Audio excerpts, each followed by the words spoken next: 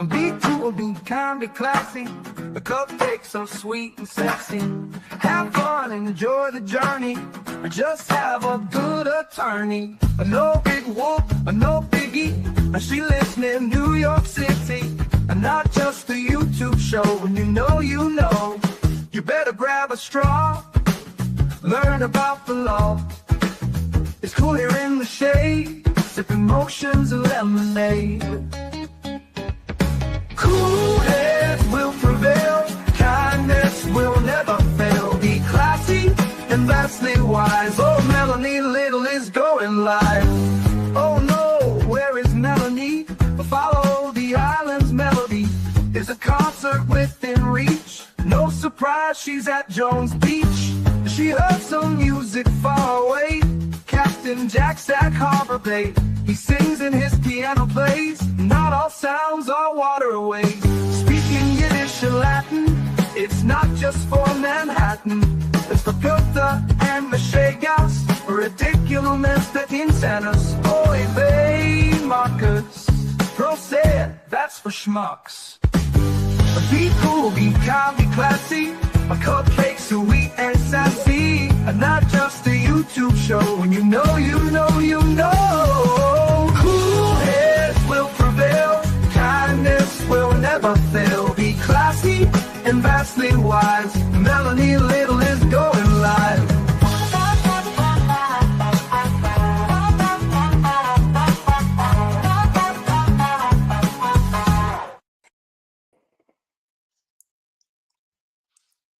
Good morning. Good morning. Today's Thursday, June 4th, 2026. Thunder Thursday. However bad you thought Michael Proctor's phone extraction would be, multiply it by 100. Multiply it by 100. If you think Sergeant Sean Goode resigning 2 days ago, handing in his resignation, I think it was effective yesterday, it's just a coincidence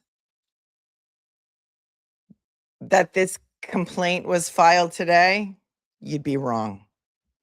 If anybody out there on the cesspool of Twitter is posting a badge still today, June 4th, 2026, that says, "I stand with Michael Proctor," you know exactly. They're telling you exactly who they are. It took me, I'm still not finished redacting this complaint that Karen Reed filed today against the Massachusetts State Police and the town of Canton, based largely on text messages between former Massachusetts State Police trooper Michael Proctor. He's been dishonorably discharged, fired, publicly excoriated, humiliated, shamed. And that is not even half of what he deserves. And Sean Goode was in on it the whole time. I didn't know they were childhood friends. Did you? Nobody is safe from these two. Pick a gender identity, pick a race, pick a religion. This is going to be my first warning to you that if you have me on a public television or a public computer, and there's other people in the room with you that are going to be offended by this language, take it off. Take me off the screen at Nikki's Barbershop in Quincy, because this is not for the faint of heart. This is not for the faint of heart. This is not for the children. And I will do my best to use code words as I do. I have done my best to redact all of the filthy, disgusting words that YouTube doesn't like, that they will absolutely strike me for as unfriendly to advertisers. But the world needs to hear about this, and you're going to hear about it from me. If you haven't read this yet already, buckle up, buttercups, because this is vile. And remember what happened, okay? Just to get it to regroup on the timing of it all. Michael Proctor's phone messages were released. His total phone extraction was released back in the fall. Zoe, I know you're here. I see Olivia's probably here.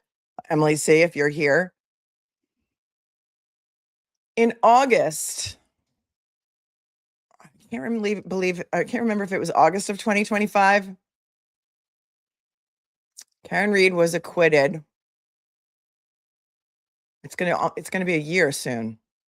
Was it June 18th, 2025?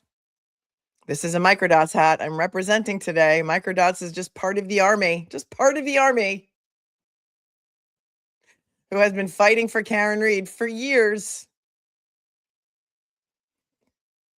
I want to say it was sometime in the summer of 2025, August, maybe, that Judge Doolin was a Judge Doolin who finally said,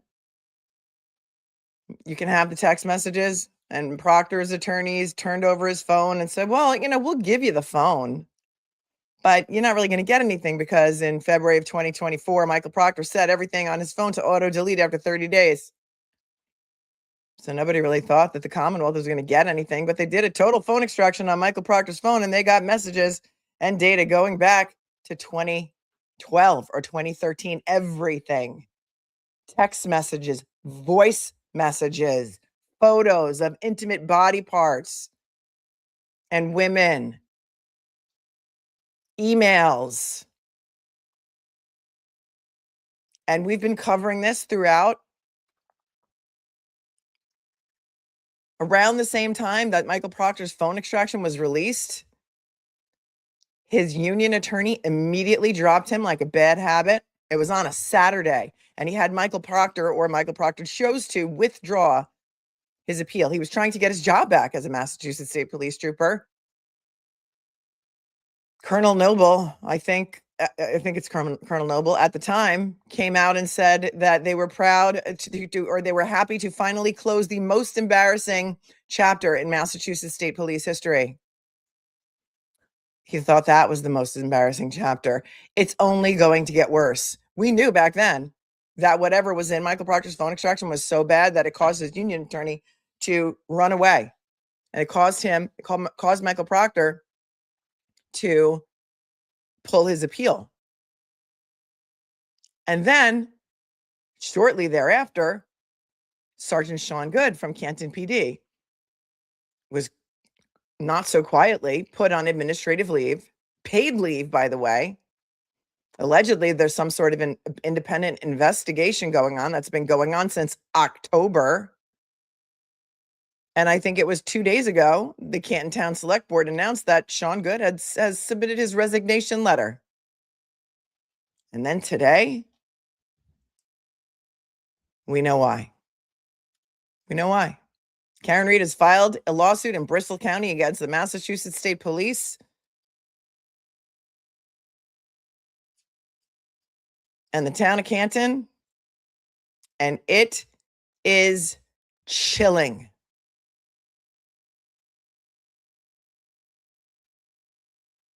Nobody's safe from these two. Anne Frank,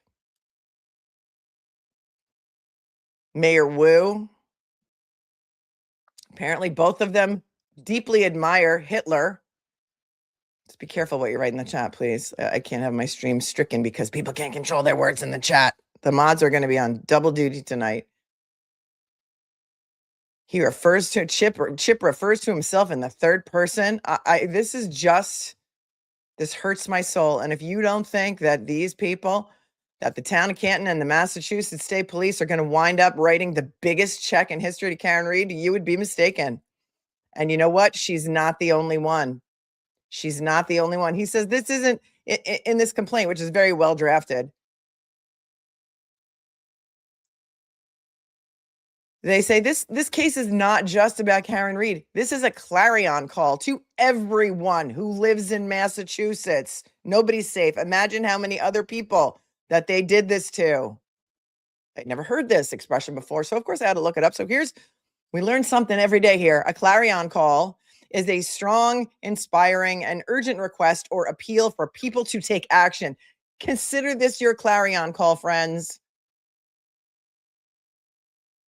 And it took a girl like Karen Read to come out here and expose this to the world. And how many people do you think are standing with Michael Proctor today? How do you think they're going to spin it? These were private messages. They were on his private cell phone. He never thought the world would see them. Remember that ridiculous interview that his wife and his sister came out and gave to, I don't even remember which reporter, Michael Proctor's? A clarion call is designed to be loud, clear, and impossible to ignore, functioning much like a rally cry. A rally cry. Oh, kind of like a guy named Turtle Boy, who is named after a statue in Worcester, Massachusetts, who had a bullhorn and went around trying to rally the troops. Turtle Boy was right. I mean, wow, just wow. And they were enabled and they were employed and they were never reprimanded. Remember the thumbs up acknowledgments and the Fanning's like, I was on vacation. I didn't really see it. I didn't even get through the whole complaint yet. So there's going to be a lot of stuff that I'm going to react to you in real time with about so much worse than even I thought. And I thought I had seen it all until today. Until today. I was so shook by this that I went downstairs to make coffee because I was out of iced coffee. And I have this coffee pot that takes forever to brew a pot of coffee. And I went down there to get my iced coffee and I had forgotten. I put the water in, but I forgot to put the coffee in. That's how shook I am by this. Hold, please. But don't fear, because we have not only Tiny Jesus, we also have Tiny Mary. And we are going to get into it right about now. We'll do well, you know what? We got to do our motivational, our empowerment card at least, because we need a little something light before we go into the darkness. He admits in some of these text messages to wanting to plant evidence in other cases. Like, are you kidding me? Are you kidding me? Here you go. Also, there was a motion on the protective order hearing today at 10 o'clock. I didn't even try to find the Zoom or even try to go on it because I was so neck deep in this new complaint. Because, of course, the Haas plaintiffs want to keep all of their shit private now, too. Oops, sorry, I didn't mean to curse. It is a daytime show. I'm going to try and keep it clean. But, of course, Jennifer McCabe, Brian Albert, Brian Higgins, and Colin Albert all want their communications with the Norfolk DA's office, meaning these people, to be private. Oh, gee. Can't wait to see that. So if somebody puts that hearing up, let me know and we can watch that maybe at some point later today. Life is tough, but so am I. That's your empowerment card of the day. Life is tough, but so am I. And isn't that a perfect empowerment card for Karen Reed? After everything that she has been through, she lost everything. She had to sell her house, liquidate her 401k. She lost her jobs, and she has been consumed by this malicious persecution since January 29th of 2022. How much is that worth? How much would someone have to write you a check to go through everything that she's been through? She's over $5 million in debt to her attorneys. How much would someone have to pay you? Bring your big blank checkbook, MSP and Town of Canton, because you're going down. We're here for it. Because we ain't got no quit, and we're not shutting up about it. No matter how hard your minions try and make us try and make us shut up. Let's see. Today's June 4th. Let's see what the motivational quote of the day is. Maybe it'll be something that is consistent with what we're talking about. Today's June 4th. It's a quote by Mother Teresa. Oops. In this life, we cannot always do great things, but we can do small things with great love. $227 billion, says Jenna. In this life, we cannot always do great things, but we can do small things with great love. So Mother Teresa said. Ah, Zoe's getting it now. It always clicks with Zoe right away. Ah, so that's why these people. That's why the House complainers, good one. House complainers want all their communications protected. They must be paying someone to manage their public view or their public image who advise them as to how bad their actions or words look. Oh, I wonder if they hired David Traub also, because we know that Michael Marcy paid him $10,000. I don't know, last month or the month before. because you just can't make it up.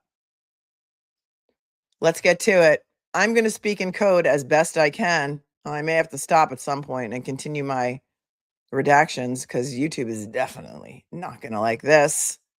Tell your friends we're here, we're doing it, and we're not shutting up. Yep. Emily says, important to remember, Michael Proctor works directly out of the Norfolk County DA's office with Greg Connor. Tie him to all of this. Okay, here you go. Karen Reed, plaintiff versus Massachusetts State Police in the town of Canton. This is filed in Bristol County today, June 4th, 2026. The not guilty verdict in the Commonwealth versus Karen Reed on June 18th, 2025 did not merely end a wrongful prosecution. It shone an unflinching spotlight on something the Massachusetts State Police and the town of Canton Police Department have spent years trying to conceal: an embedded culture of bigotry, misogyny, systemic failures, and institutional rot at the very core of both organizations.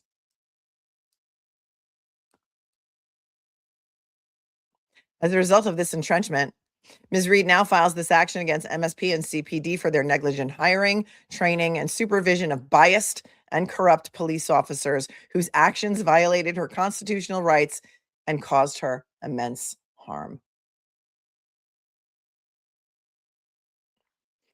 At the heart of Ms. Reed's claim lies a distressing narrative, one not just about individual rights, but about fundamental principles upon which our society is built. Through this action, the MSP and Canton PD will now be forced to answer for their police officers' unlawful conduct against Ms. Reed that is set forth in detail below, but also for the insidious culture of bigotry and misogyny that fostered such unlawful conduct and has likely resulted in other unconstitutional criminal investigations in which countless unknown others have also suffered. Indeed, the MSP and Canton PD have avoided facing this very moment for years, but it's now time for the long-awaited transparency and accountability owed to the citizens of this Commonwealth. Former MSP Detective Michael Proctor and former, as of 2 days ago, Canton PD Sergeant Sean Goode are virulent bigots whose hatred for anyone and everyone different from themselves permeates their every action. They are not officers who occasionally voiced an offensive remark. They are men whose written and recorded communications sent to one another and to a circle of like-minded friends over the course of a decade establish entrenched and unrepentant hatred for women, Black Americans, Asian Americans, Jews, Hispanics, Arabs, and gay people. Their unfitness for any position of public trust was not subtle. It was extensively documented and, as set forth below, knowable to MSP and Canton PD long before either agency assigned them to investigate and prosecute Ms. Reed. Proctor and Goode's involvement at the outset of the investigation into the death of John O'Keefe III invariably and irredeemably contaminated it in every respect.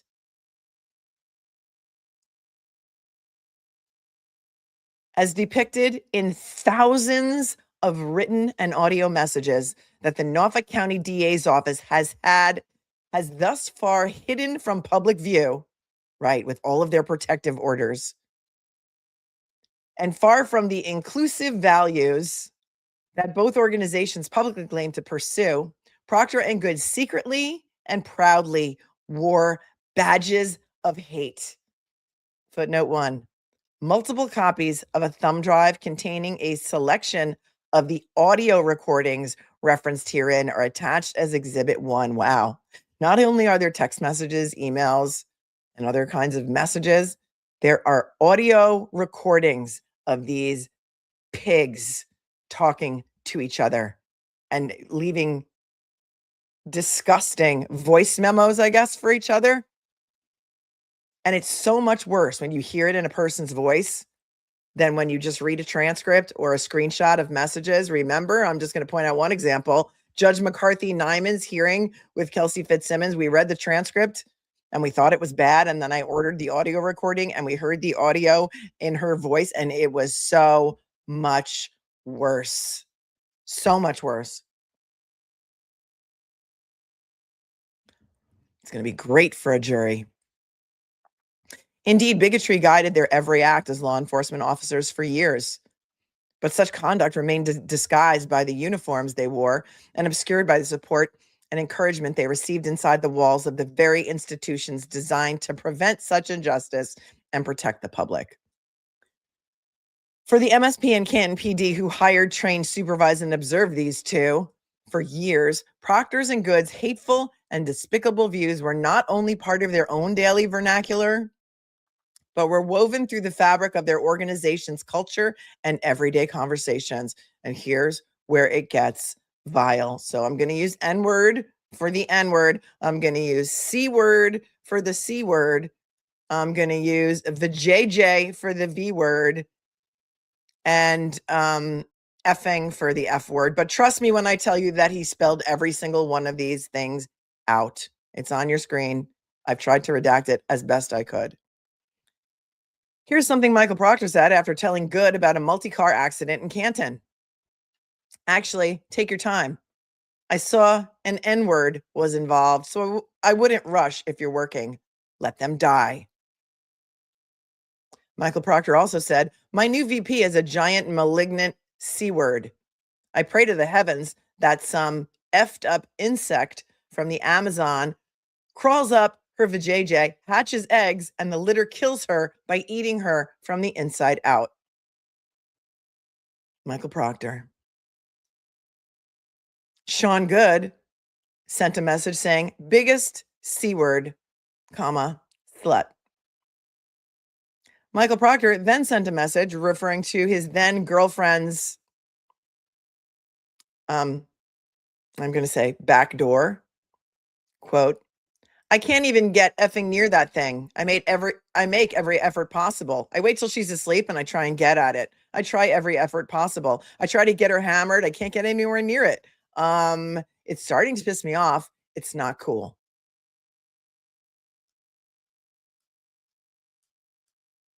Michael Proctor then said, went into Canton High this morning to get a transcript and saw more N-words in 10 minutes than the 4 years I spent there combined. Everywhere I looked, there was monkeys running around. Wanted to ask the woman in the guidance office, where were all the white kids? What's a VP? I don't know. I would say vice principal. I don't know.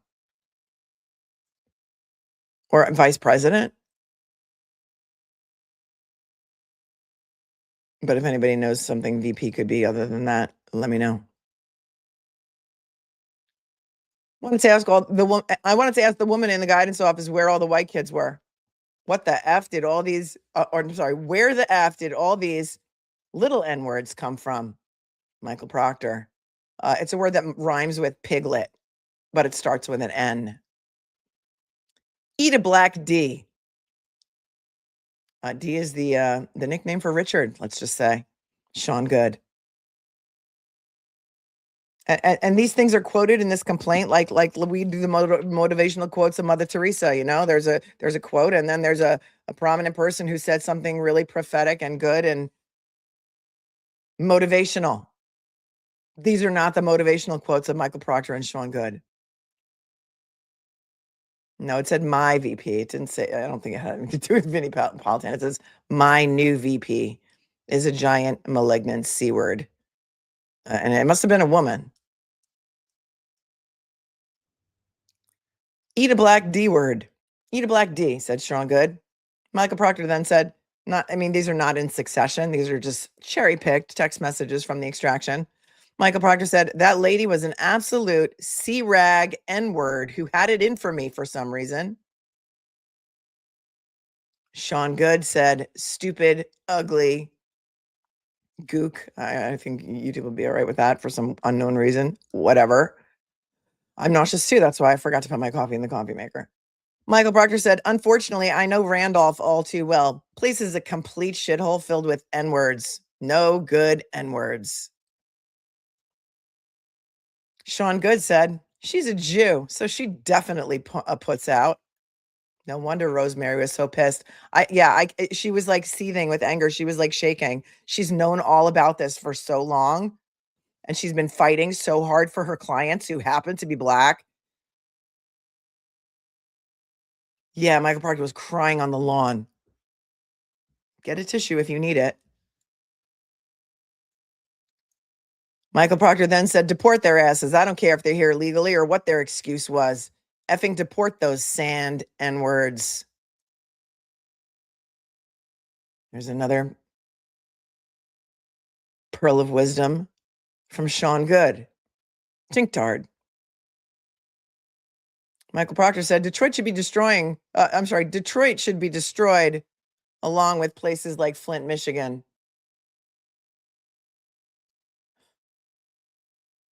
They're breeding grounds for N-words to run wild.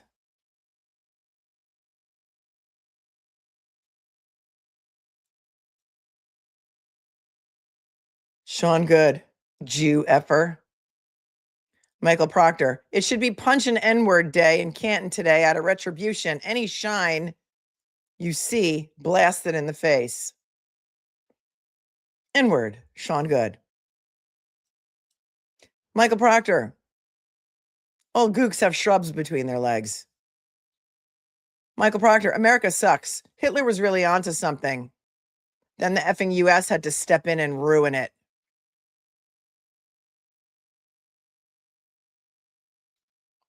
No words. If you're buffering, go out and come back in.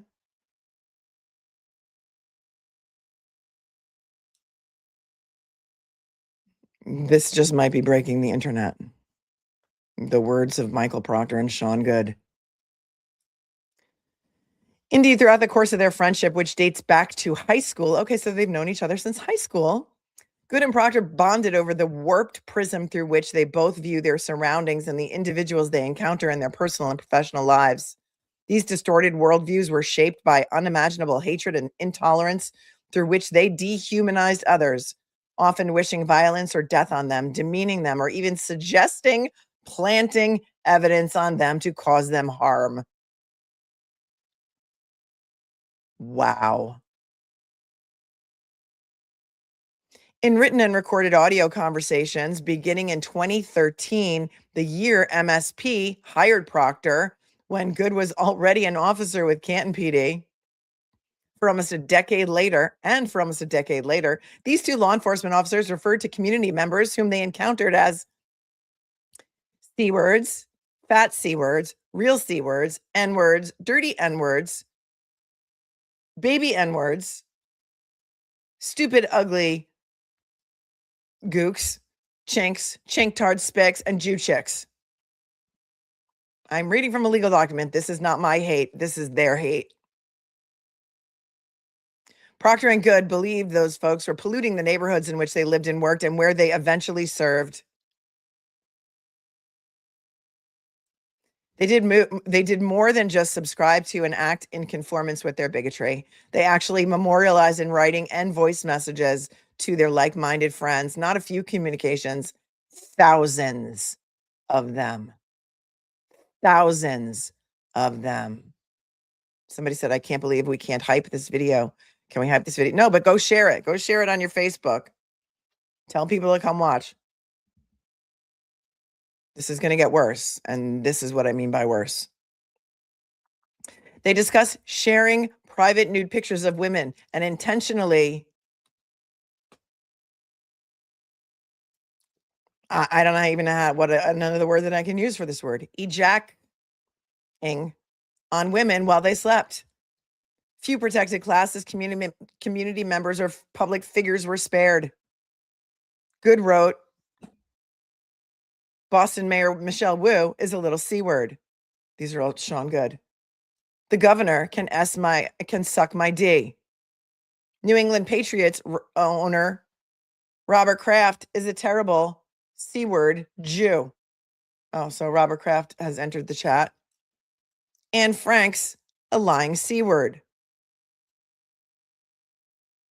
I don't know who is he talking about Anne Frank for like who wrote the book? Like, is there another Anne Franks?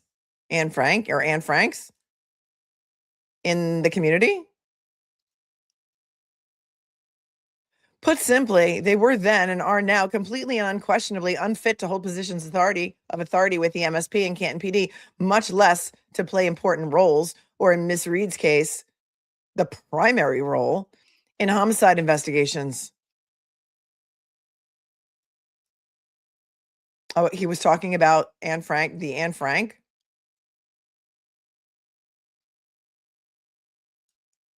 Historical Anne Frank, that's who he's talking about, you think?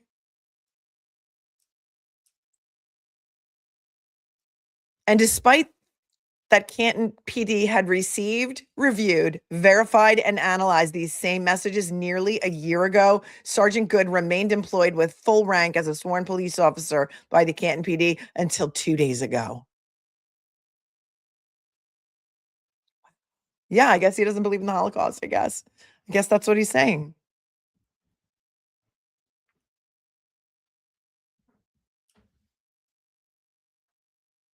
What excuse are they going to have for keeping this guy on the payroll?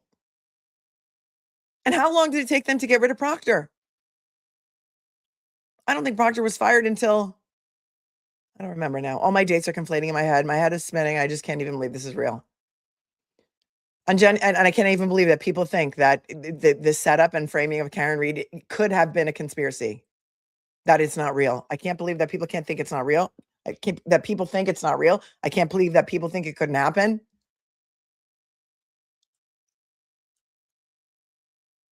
Because it happens all the time, everywhere, not just Massachusetts. On January 29th of 2022, the MSP and Canton PD unleashed these two misogynist bigots on Ms. Reed to work on the conflicted and corrupt investigation into the death of Mr. O'Keefe.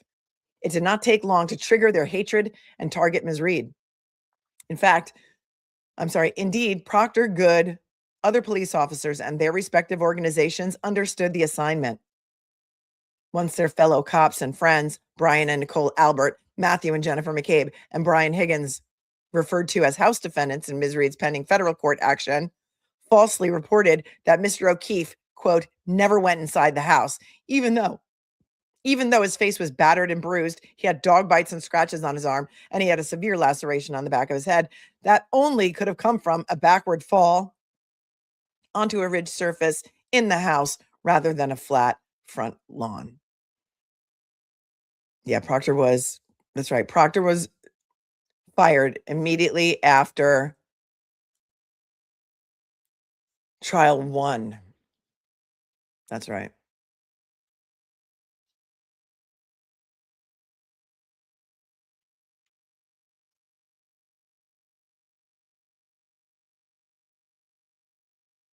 Law enforcement began immediately targeting and framing the female outsider, Ms. Reed.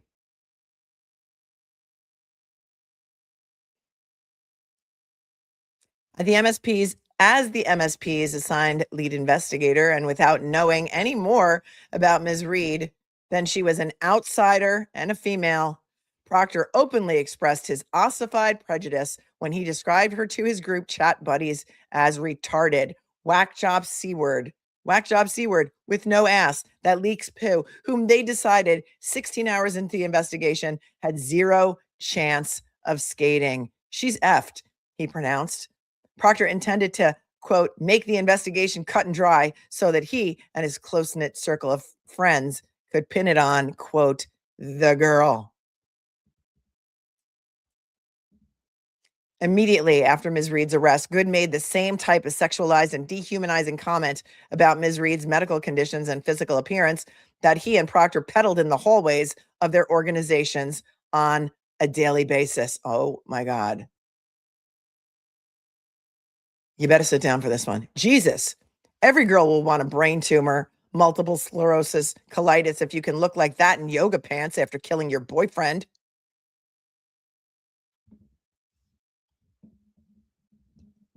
Those are Sean Goode's words.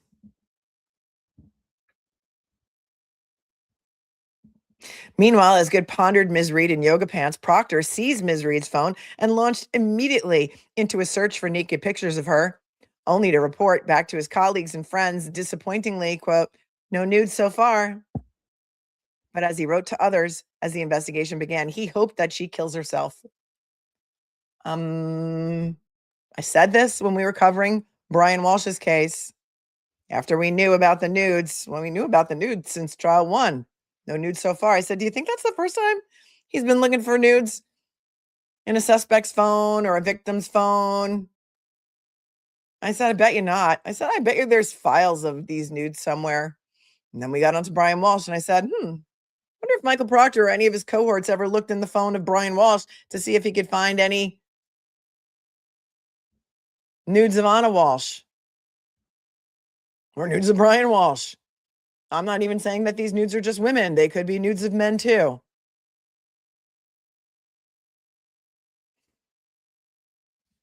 MSP and Canton PD's investigative approach was born out of Proctor's and Goode's perverse and depraved pattern of singling out and vilifying an outsider while protecting the blue line and their families.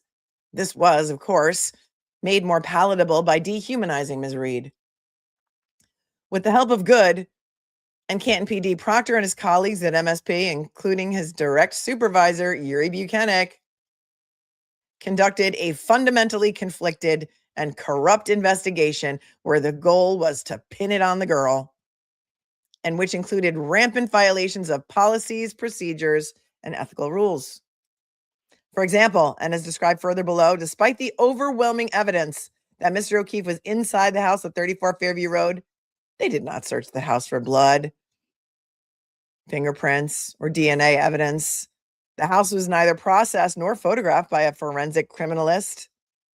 Indeed, the investigators did not even walk into the crime scene house until a week later, and then only for a pro forma visit and a brief interview of Nicole Albert.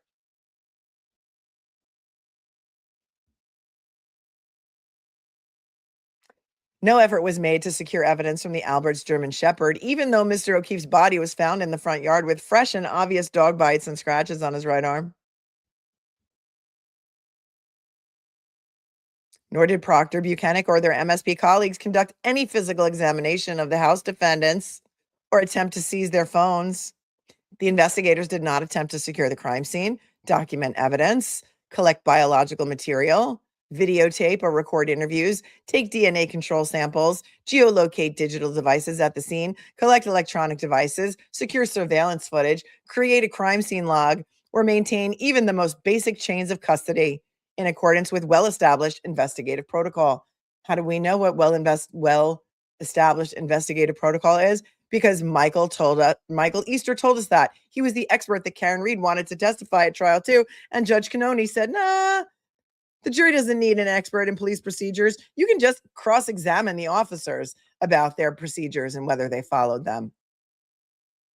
Michael Easter's report came out in one of the recent FOIA dumps. There have been many. But Michael Proctor's phone extraction is under a protective order and it's sealed and nobody can get that because, boy, is it embarrassing. And that's being kind. Oh, please.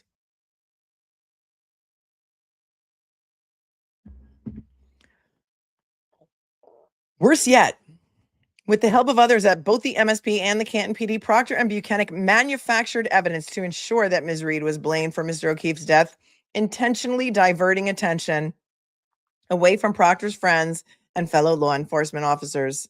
This included planting evidence at the scene on Mr. O'Keefe's clothes and on Ms. Reed's vehicle to support the House defendant's false narrative that Ms. Reed struck Mr. O'Keefe with her vehicle, notwithstanding that the investigators knew Mr. O'Keefe's injuries were inconsistent with a motor vehicle strike and consistent with a physical altercation and a dog attack. Who's been screaming this? For years, we all have. John O'Keefe was not hit by a car. A car did not hit John O'Keefe. Among other failures, Massachusetts MSP and CPD's delegation of power and authority to those as biased, corrupt, and bigoted as Proctor and Goode led to Ms. Reed's being wrongly accused of homicide for 3.5 years and subjected to suspicion, 2 arrests, 2 prosecutions, and public trials and public condemnation. Indeed, with the exercise of ordinary care, both MSP and CPD would have known that Proctor, Goode, and others were unfit for service from the beginning.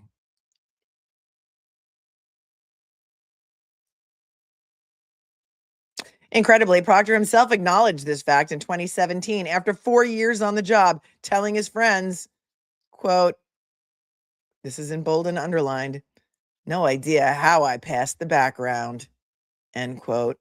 Remember, Rosemary Scapiccio was screaming about that in court one day recently.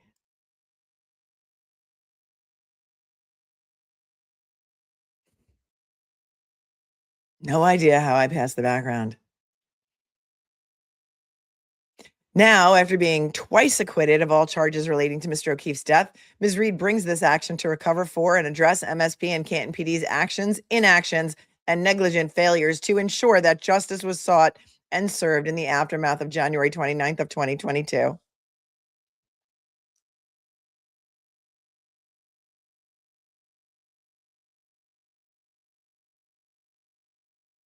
To be clear, however, this complaint transcends Ms. Reed's personal and actionable grievance. Rather, it is a clarion call for reform and accountability. A clarion call. If you weren't here earlier, I looked it up because I'm not familiar with the expression. A clarion call is a strong, inspiring, and urgent request or appeal for people to take action. It is designed to be loud, clear, and impossible to ignore, functioning much like a rally cry. Kind of like Turtle Boy and his bullhorn.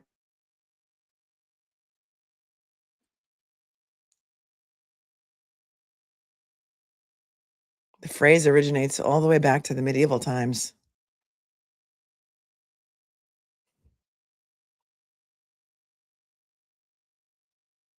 Cloaked with the emblem of authority, MSP and CPD and their employees, Proctor, Goode, and others betrayed their sworn commitment to uphold the law. Their prejudices undermine our very democratic principles in wielding the great force of government over those who are vulnerable and powerless. MSP and CPD's cultures of intolerance, hidden from the public, but in plain sight within these organizations, cannot stand unchallenged. MSP and CPD are culpable and must confront the consequences of their institutional negligence.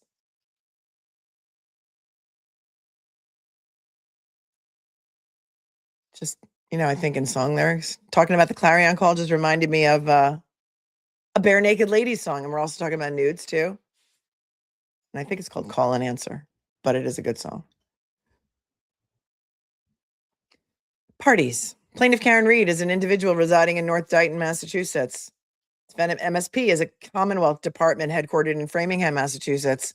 Defendant Town of Canton through Canton PD is a municipality within the Commonwealth of Massachusetts with the principal place of business in Canton, Mass. See, Karen Reed can't sue the municipalities in federal court because she doesn't have federal jurisdiction. So right now, this is being brought in state court.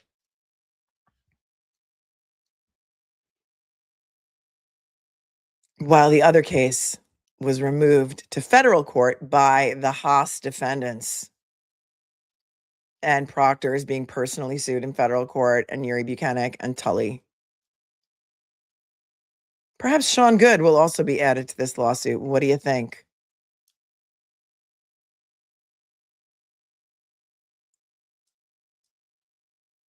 Incorporated facts. Reed incorporates by reference each of the facts alleged in paragraphs 28 to 108 of the amended complaint filed in Reed versus Proctor et al. We went over that at length. We took the original complaint and the amended complaint, and I put them side by side, and I told you everything that was added or changed or new in the amended complaint.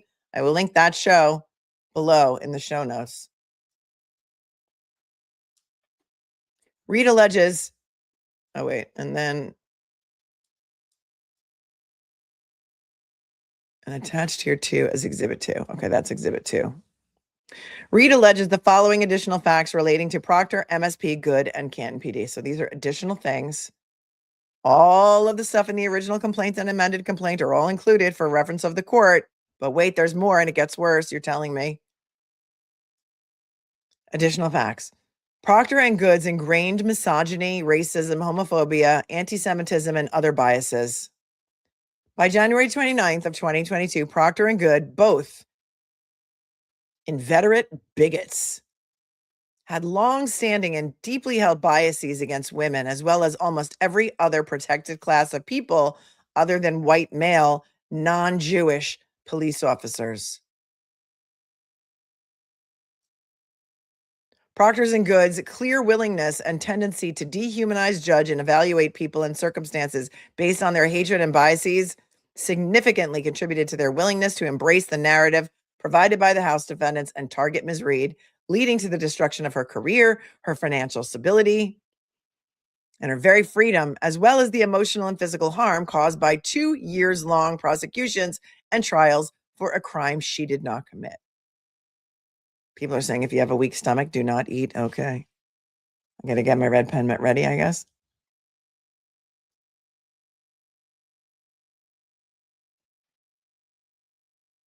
Oh, footnote 2 goes, I'm sorry, I skipped footnote 2. Footnote 2 goes back to the amended complaint, which is attached here too. And then it says footnote 2.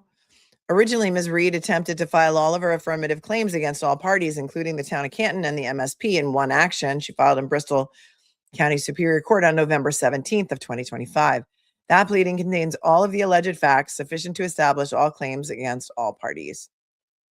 However, the town of Canton Police Department and Massachusetts State Police refused to waive the 6-month presentment period. Are you surprised? They needed time to hire David Traub to spin the narrative. Now we know why Michael Marcy paid David Traub's new PR firm 10 grand recently. Is it all starting to make sense? Because everyone's known about these text messages since November or before. Because Goode's messages were exposed in Proctor's phone extraction, which led to him being immediately suspended with pay until 2 days ago or yesterday when he resigned.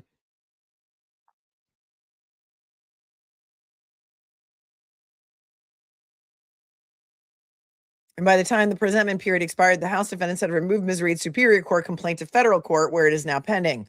Because the MSP enjoys immunity from federal court jurisdiction, Ms. Reed cannot add these claims to the pending federal court action.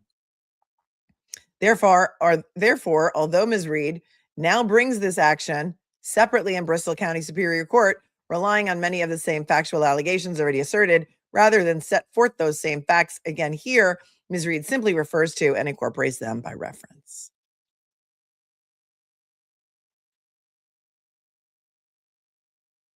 #29. Proctor and Goode's reservoir of vituperation, fed by their staggering prejudices and the extent to which they were willing to pass judgment on others based solely on gender, race, religion, or sexual orientation, are apparent from each of their contributions to the cesspool of abject hatred reflected in their group chats and email chains with their friends beginning in 2013. Below is a selection of those messages. What is vituperation, you ask? Well, I'm glad you asked, because that will be our word of the day. Vituperation. Proctor and Goode's vituperation, fed by their Proctor and Goode's reservoir of vituperation, fed by their staggering prejudices. Vituperation is a noun that refers to bitter, abusive language or violently harsh criticism. It is typically a sustained stream of verbal insults or vehement condemnation directed at a person or idea. Oh, I get a lot of that, actually, on the daily, on the cesspool of Twitter, which is why I'm not on there. Vituperation. Some people spend their entire days doing that on the cesspool of Twitter. You know who they are. How are they going to spin this? It's private. Nobody ever should have gotten to their text messages. It's private. Okay, I have a feeling I'm going to need that red pen.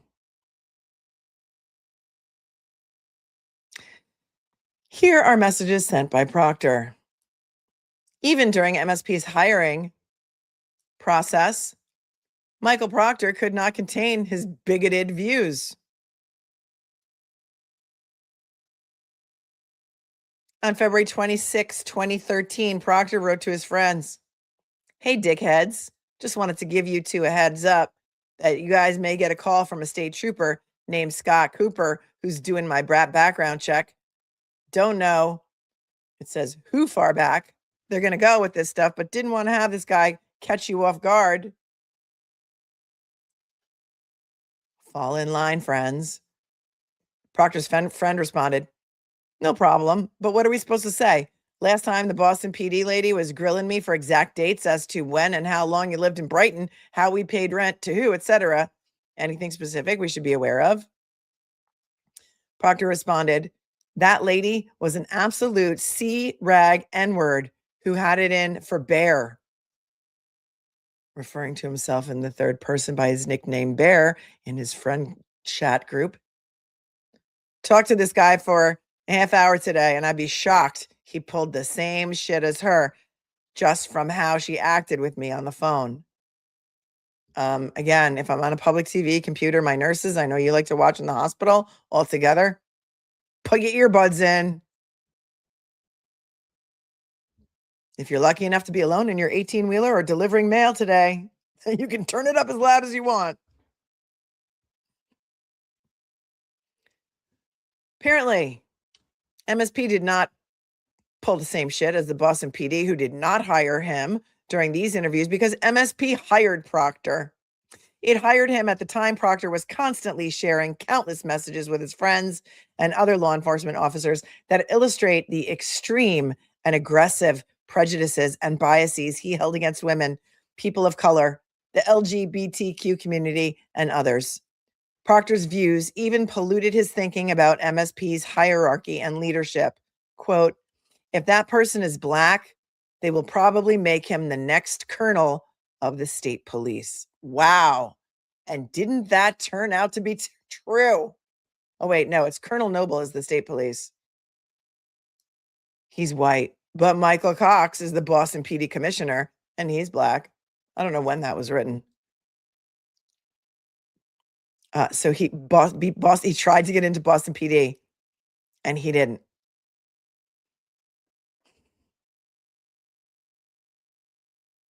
So MSP hired him. It's kind of like CU and CSU, if you know, you know. Much of Proctor's aggression and hatred, however, was directed at women. In fact, from the time of his hire at MSP through the time he began investigating Ms. Reed, Proctor shared countless messages with his friends about his perspectives on women. Yeah, low comps. Exactly.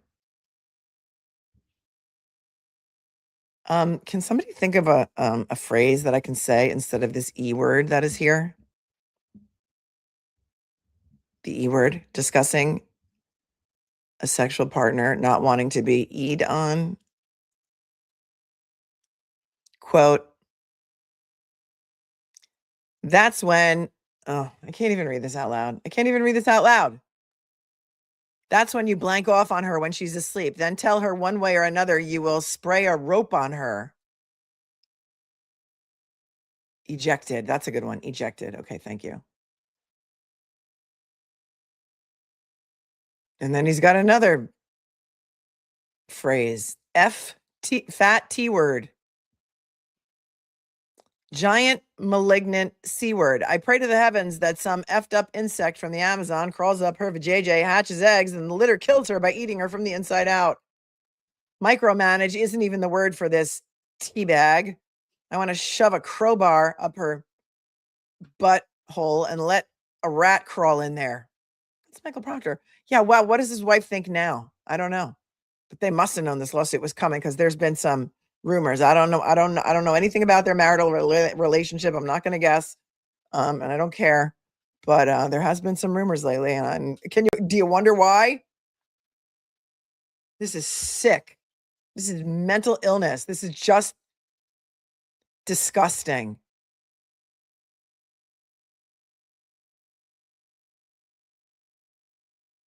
Quote, "That will turn me into jaying off on her as she sleeps," by Michael Proctor, referring to his then girlfriend's butt. I can't even get effing near that thing. I make every effort possible. I wait till she's asleep. I try to get at it. I try everything possible. I try to get her hammered. I can't get anywhere near it. It's starting to piss me off. It's not cool. What a psychopath. What a psychopath. Psychopath. Sociopath, psychopath, in my opinion. These are all descriptive words that I am choosing to use based on Michael Proctor's own words. Thick pigs. Discussing specific S acts and the need to potentially get at it while she's asleep. You can draw your own conclusions on that. Discussing needing a roofie or something to find a sexual partner. Oh my God. Remind me recently. Who were we talking about? Another trooper MSP guy who had been around an area where some girls had been getting roofied. I don't want to name him because I forget now who it is. Quote, ain't gonna happen. She will pass out at 9 and I will stay up until midnight drinking and watching movies. I could swoop in for the kill while she's asleep, though. It was Farwell. It was Farwell. That's right. Thank you, Jen. It was Farwell, who is currently sitting in federal lockup awaiting his trial for the murder of Sandra Birchmore and her unborn child. Yeah, he met Sandra Birchmore through the Police Explorers program in Stoughton and took her virginity when she was 15. And then maybe allegedly killed her when she was 23 and pregnant with not his baby, also killed her unborn child. And the state still has not brought charges against Matthew Farwell, despite the fact that a state persecution or prosecution of Matthew Farwell is far easier than a federal murder prosecution.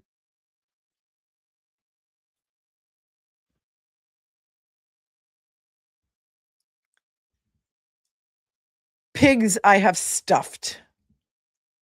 There's a motivational quote from Michael Proctor. Part of like,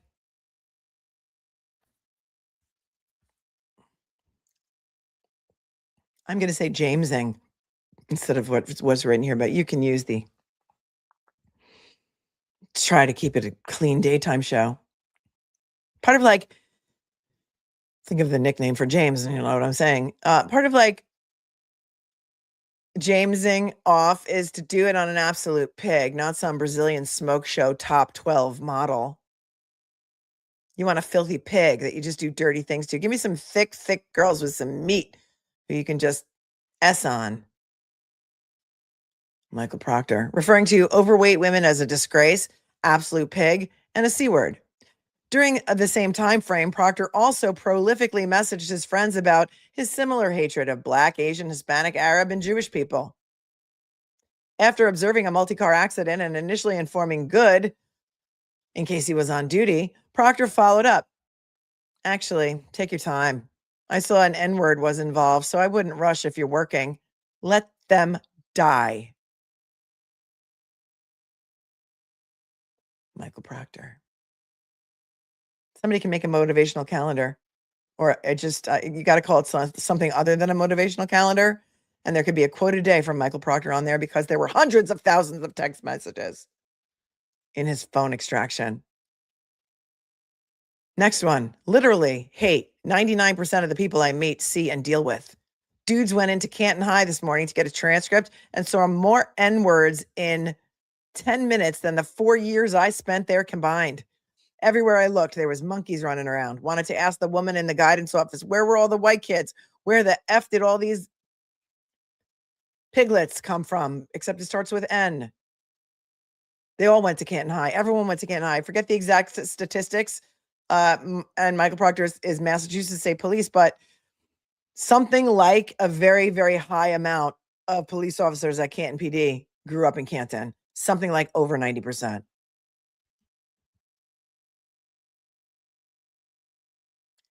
Jesus, that place was a dump. It smelled like N-words and cigarettes. These are all Michael Proctor. Another plane was brought back to the gate because of 2 sand N-words speaking Arabic, and people on the plane were freaked out and had them kicked off. If an American pulled some terrorist act in a Middle Eastern country, they would have had their heads chopped off in the middle of the closest major city for all the citizens to see and cheer on. Instead, this person will get lethal injection in a secluded federal prison and be viewed as a hero to all the sand N-words around the world. This is like The Handmaid's Tale in real life. And isn't it so interesting that Gilead in The Handmaid's Tale was based in Boston? Not so far-fetched now, is it? Next quote. I skipped C. Oh, yeah, sorry. Thank you. Discussing a college football game. You notice that N's headband, that N-words headband from A&M said something like hashtag cash me out. Would have been nice if they were still our slaves. Then I wouldn't have to go pick up Bertucci's. Hey, N-word, go fetch Bear his wings and pizza. Remember Michael Proctor saying in his interview after the trial, I wouldn't have changed a thing. I wouldn't have done anything differently. Karen was arrested by these maggots. Thank you. Thanks. I went back to C. I did it. That was C.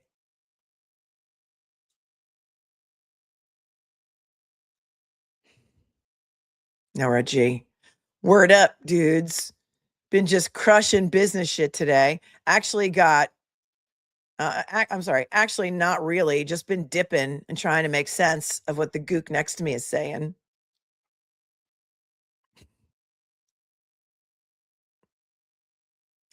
Anybody need a lorazepam?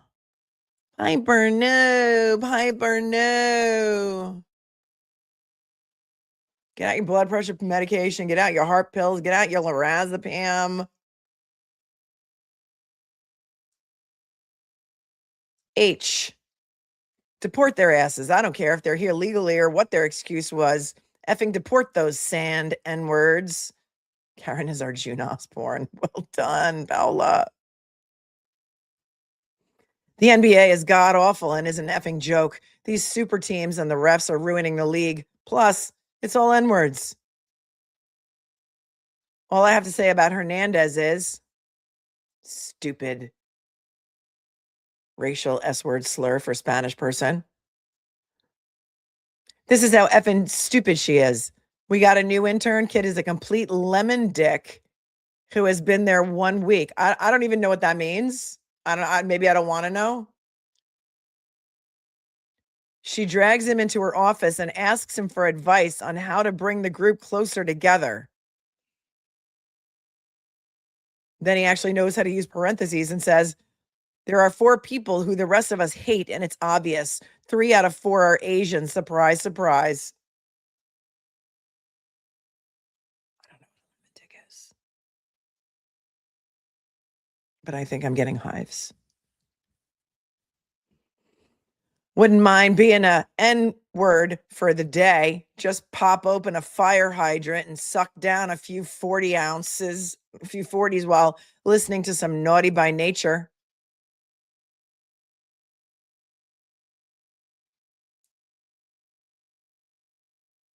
Well, thank you. Thank you, Kim. As a ladybug says, that lemon dick is a slang term used to describe an elderly man, often in a derogatory or mocking way. It can also refer to age-related ED or a lack of stamina in the bedroom. Thank you, Kim, as a ladybug. N-word cops. Too many Jews in Sharon, he says. America sucks. Hitler was really onto something. Then the effing US had to step in and ruin it. David Reese says people still listen to Naughty by Nature. Well, apparently Michael Proctor would, if he could be an N-word for the day. The way that Rosemary Scapiccio was able to hold it together and not just, and she tried so hard. She tried to say more. And Judge Doolin was like, yeah, got it. I hear what you're saying. Don't say any more. Yep. So he said, Proctor, was your cushy job faking work, driving around in a government vehicle while drunk? Right. With Kevin Albert down the Cape working on a cold case. Same night that Kevin Albert lost his badge and gun, he's like, dude, where's my gun? Can't find my gun. Proctor's like, well, I see your badge in my cup holder of my car. Kevin Albert's like, yeah, okay. Slave, drop it off in my mailbox, would ya? She was so angry and she was shaking, right? And Zoe said, you wanted the fire hydrant instead? So he says, remember, Proctor was scared of a pebble showing up on his front lawn. This is the type of man he is. Proctor is scared of his own reflection in the mirror. Also afraid of Turtle Boy. His wife is afraid of Turtle Boy and she's married to this monster. Wow. Do you think she knew about his bigotry, misogyny, racism, psychopathy? This is their lead investigator.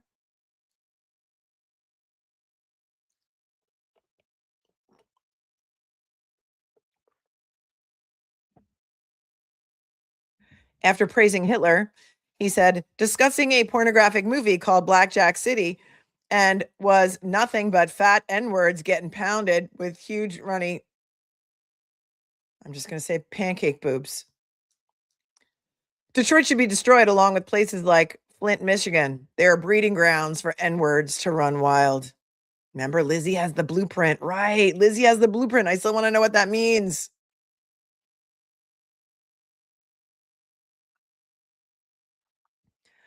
Obviously, I can't watch a black dude F a white chick. Randolph is filled with N-words. No good N-words. Sand N-word. Gook. N-word movie. I wouldn't rush. I heard an N was involved. We could use them N-words as dartboards.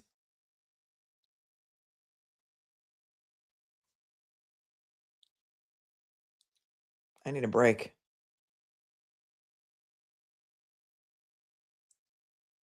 We could use them N-words as dartboards.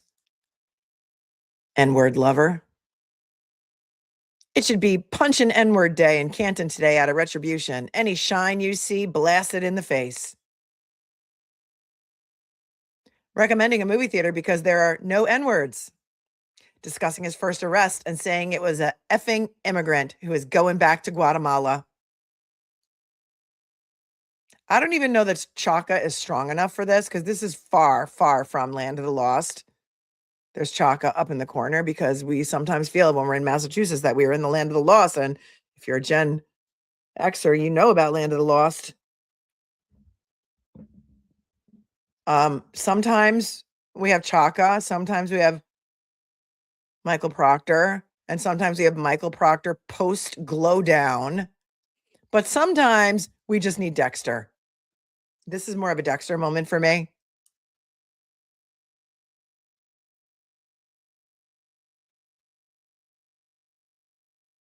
All G words have shrubs between their legs. Noodle N-word. I haven't shot anyone, but I did pull an N-word over today for tossing a cigarette out the window. A-hole N-words ruined the NBA. Eat a dick, Ghana. Let's enslave those N-words. My car needs a cleaning, says Michael Proctor. I would rather deal with the R-words at Starbucks than the R-word Brazilians at Dunks. At this point, I don't even know what to say and what I can't say and what I can say because there's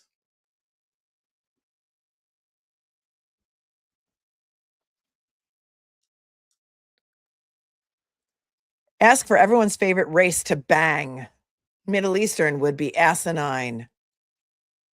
Sand N-word. Discussing Jewish people from Sharon and stating we really should keep them in a concentration camp. Oh my God. Is Sharon in Norfolk County? Somebody just tell me quickly. And only tell me if you really know the real answer. Is Sharon in Norfolk County? I'm so done. People are just so done. Yes. People of Sharon, Michael Proctor wants to put the Jews in your town in a concentration camp. I have no words. I have no words. I have no highlighter apparently either.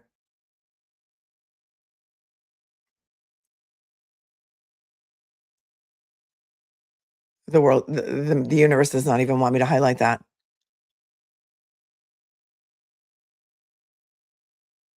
I went to this cobbler to have my a-hole stretched so I could fit black hog in it and asked if they do boots too. I don't even know what that means.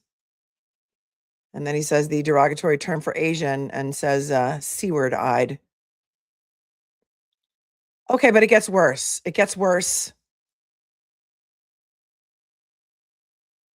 In addition to these horrific statements indicating the extent to which he believed those with backgrounds and characteristics similar to him, white male, were superior to others, women not non-white, Proctor also wasn't shy about his other proclivities that made him patently unfit for service, including that more than once Proctor discussed planting coke on people and shoving a nightstick up someone's butt.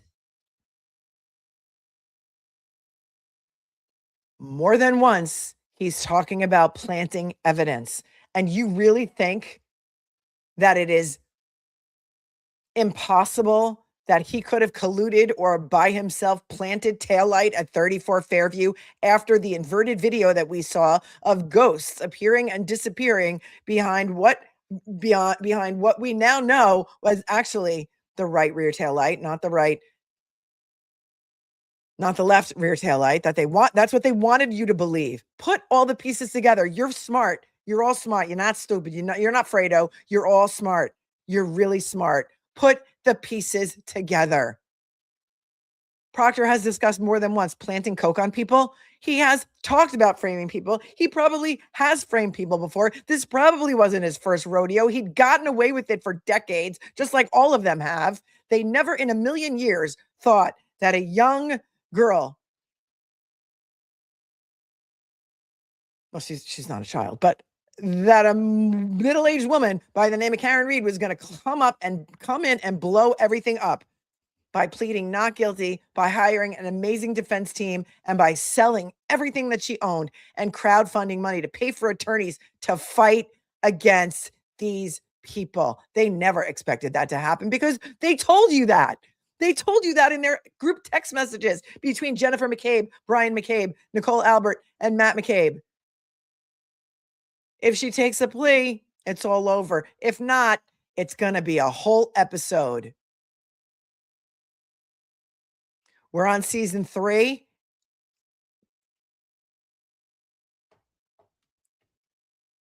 We've been renewed for season 3. How many seasons do you think we're going to go?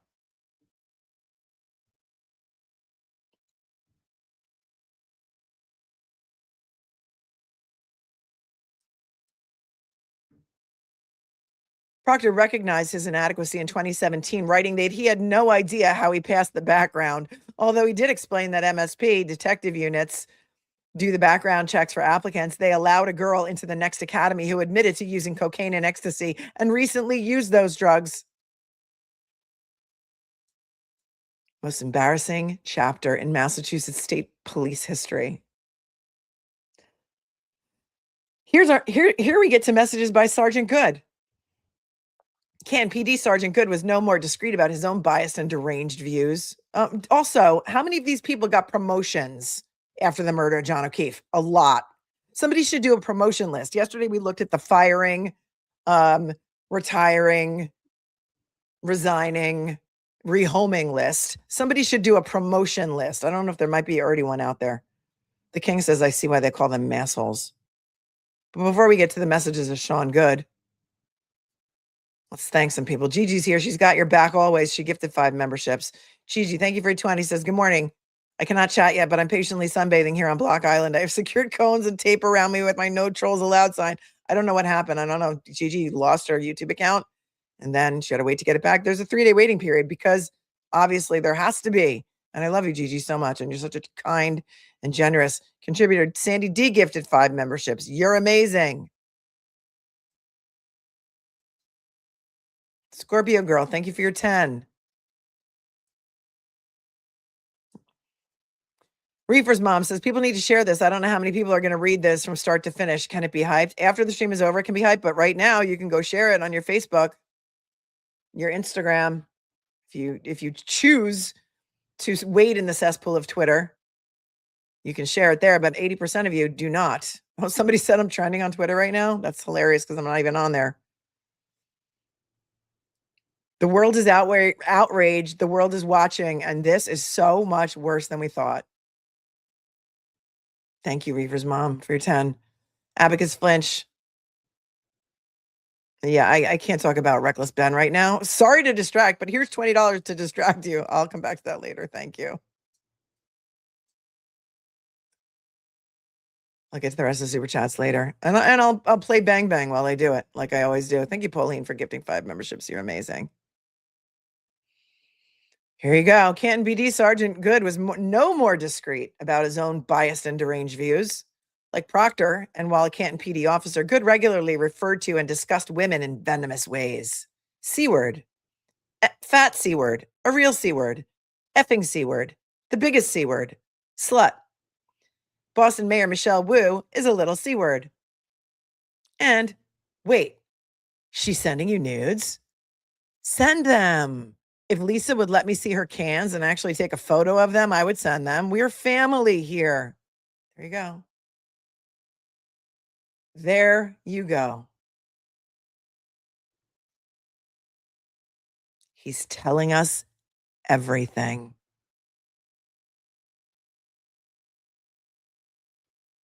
I believe that the women who can be identified from the nudes in the phone of Proctor should 100% be notified.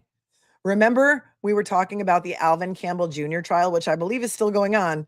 Alvin Campbell Jr. is currently on trial in Suffolk County, Massachusetts for the rape of 7, 8, 9 women while he posed as an Uber driver and then took them in his Uber to his house or other places and raped them. He's the brother of Andrea Campbell. We tried to watch it. They took the cameras out because there was a very strict media order about not being able to name the victims. The way that they found some of these victims because when they got a hold of Alvin Campbell Jr.'s phone, he had videotaped all of his encounters with these women. They tracked these women and taken pictures of their passports and driver's licenses, by the way, as like souvenirs. I don't know who Lisa is, but apparently it's somebody that Michael Proctor was dating or whatever. And they tracked these women down. Many of them did not even know that they had been assaulted because maybe he drugged them. We don't know. That trial is still going on. No one's reporting on it. But I'm going to read that again.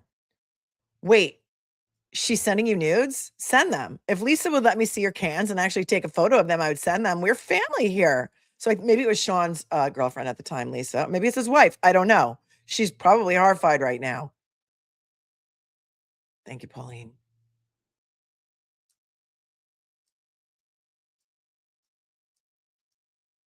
Women, lock up your daughters. Parents, lock up your daughters. Just a girl from the 6. Thank you for your $50 super sticker. That's super generous of you. Thank you so much. Sean Goode also displayed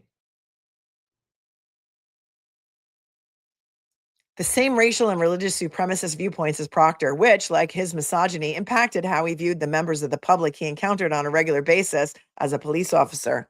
Among others, Goode sent these messages while he was a Canton PD officer. Referring to Robert Kraft.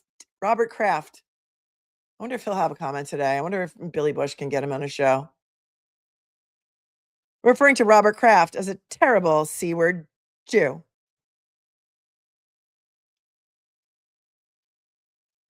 N-word. Can't deal with the gooks. Gookland. Jews controlled the election. She's a Jew, so she definitely puts out. Well, I didn't know about that stereotype. She's a Jew, so she definitely puts out. The Jew chick. Stupid ugly gook. Jew effer. Eat a black D. Eat an Asian D. Chink. Very Jewy. G-word. Chinktard. Not noisy little Jew dweeb. Is that a Jew or a black? Never understood whiny Jew humor. Jew sympathizers, Anne Frank's a lying C-word, kikes, and how are the blacks down there? Very blacky? We're not lost. We're in hell. We have entered the depths of hell. We thought this was the upside down, inside out world of Narnia. It is so much. We're in the pits of hell right now. These are the people who have sworn to serve and protect the citizens of Canton and Norfolk County, Massachusetts. It is so much worse than we thought, than we dreamed, than we could have ever imagined. You are in a nightmare right now, and we're all in on the same nightmare.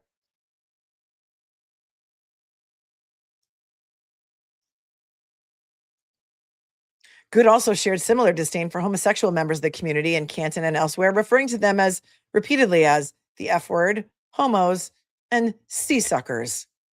Like Proctor, Goode exhibited more in these messages than just his bias and hate. He also showed that he lacks the basis He also shows, I don't know why I need my highlighter really bad.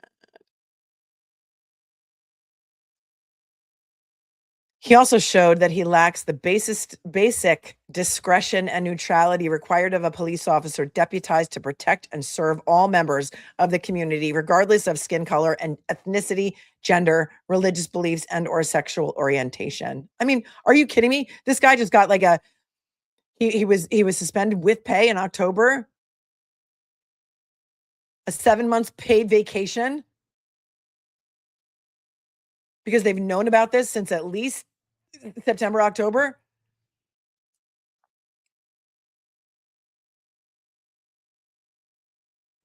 Just one example, in 2022, as an 18-year veteran of Canton PD. Wait, so in 2022, he's 18 years in.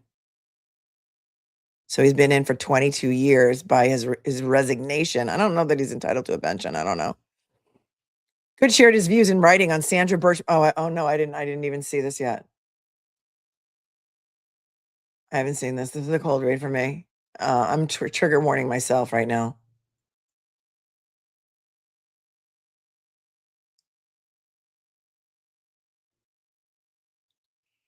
In 2022, as an 18-year veteran of Canton PD, Goode shared his views in writing on Sandra Birchmore, a young woman who tragically died the year before in Canton and whose death was initially ruled a suicide until federal authorities discovered that multiple officers from neighboring town Stoughton's police department had been essaying Ms. Birchmore when she was a minor. After federal authorities investigated, they charged a former Stoughton police officer with her murder, and her death is now classified as a homicide at the federal level. The Norfolk County DA's office early this year changed her death from suicide to undetermined. I think that was just recently. Against this backdrop, Goode told his friends, quote, "That chick was borderline retarded."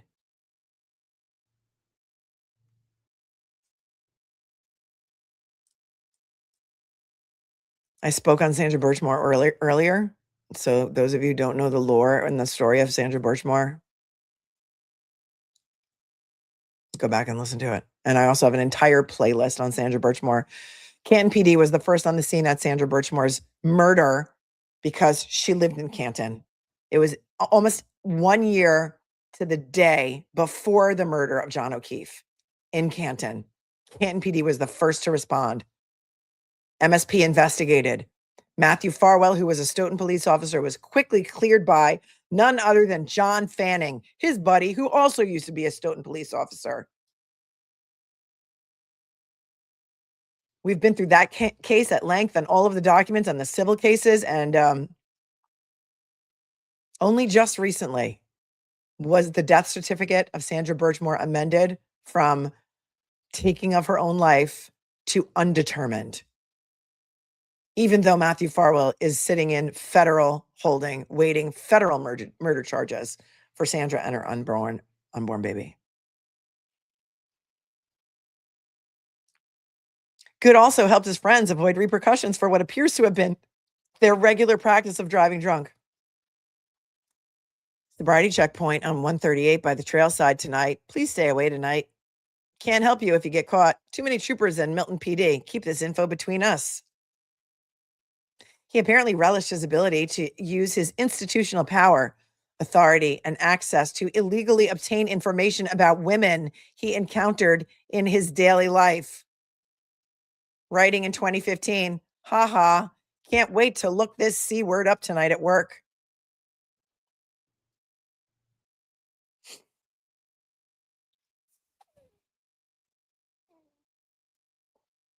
MSP and Canton PD knew or should have known about Proctor's and Goode's bigotry. This is another section. Proctor and Goode's biases, bigotry, and personal histories were known or should have been known to MSP and Canton PD when they hired, trained, promoted, and supervised them. Not only were the MSP and Canton PD on notice of Proctor and Goode's troubling views and intolerant attitude toward various members of the community, they were sworn to protect and serve during the underlying investigation into Mr. O'Keefe's death. But Proctor's supervisors knew Proctor had a close relationship with the Alberts and that Proctor made no secret of his bias against Ms. Reed, demonstrating a clear prejudice against her from the outset. For its part, Canton PD refuses to acknowledge its role in this debacle of an investigation or recognize the significant flaws in its hiring, training, and supervising practices, illustrated by Goode's continued role as a sergeant for the Canton PD until 2 days ago, when, upon information and belief, Canton PD was informed by MSP's counsel that this complaint would soon be filed. Wow.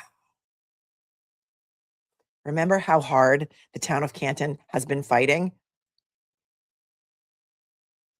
Because they don't want to release any of Sergeant Goode's employment records, his personnel file, his prior complaints, his lack of disciplinary actions against him. They've been fighting so hard, unduly burdensome, too voluminous. And I said, well, how many complaints does this guy have against him? Why are they fighting tooth and nail? Now you know. Now you know why. Karen did not just get these texts. They were turned over to her. She had to make a lot of motions to get them. Then she had to make a special motion to be able to use them in her complaint, remember? And that was just recently granted by,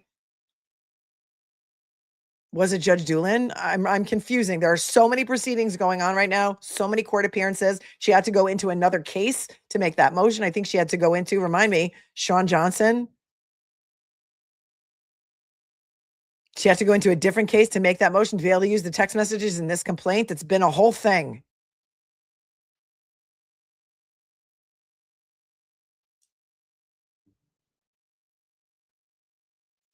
Helpful right to the end. Oh, here. Until 2 days ago, when upon information and belief, Canton PD was informed by MSP's counsel that this complaint would soon be filed. Right. They got the heads up. They got the heads up. And that's the only reason that Goode resigned when he did. Because everything was coming out. And I think it was Judge Doolin that told Karen she was allowed to use these text messages in her complaint for this litigation. This is only the tip of the iceberg. Some people are saying it was Sean Johnson and Miles King. Thank you. Thank you, Zoe. Right. Ms. Tricia says anyone who can listen to this and not question the investigation is totally blinkered.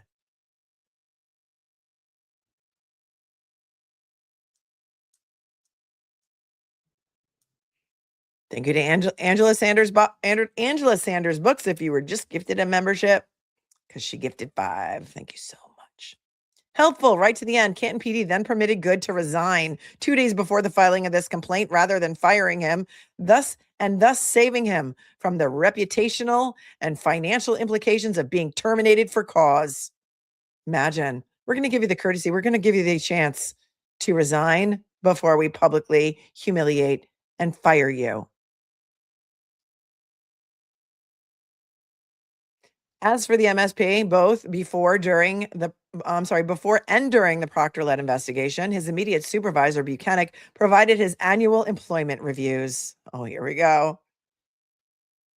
True to form, despite knowing firsthand of the extent of Proctor's unlawful conduct, bias, and bigotry, Buchanan repeatedly and falsely wrote that, quote, Proctor has handled himself with the utmost professionalism and with strict integrity, and confirmed that they had successfully discussed MSP's policies concerning anti-harassment, sexual harassment, and discrimination and diversity, among others.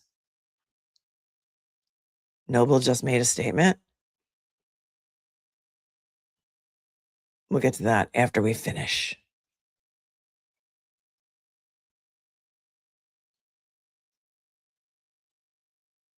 Other times, the MSP simply looked the other way. For example, in February of 2024, 4 months before Ms. Reed's first trial, the MSP was aware that they had a problem specifically related to Ms. Reed's case. The Department of Justice had begun investigating the investigators, and on February 1st, questioned Proctor in a grand jury proceeding about text messages he wrote in which he called Ms. Reed a C word, among other bigoted comments. The Department of Justice had found. Proctor was also questioned about his texts at 11 p.m. on January 29th of 2022. That House defendant, Brian Albert, would escape scrutiny in the investigation because he's a Boston cop too. Further, Proctor was confronted at this grand jury about texts from Julie Albert to his sister, Courtney Proctor, asking to give Proctor a gift for some implied favor he did for the Alberts during their interviews for the case. On February 4th of 2024, Proctor had a meeting and told the highest level of leadership at the MSP, Colonel John E. Maughan, recently retired, Lieutenant Brian Connors, recently retired, and Major Leonard Coppenrath, active, about his testimony to the DOJ, including his text messages. They did not terminate him and did not immediately ask for his phone and did not immediately investigate his bigotry. They knew it existed and where to find it, but they didn't want to, at least until Ms. Reed's trial was over. Holy shit.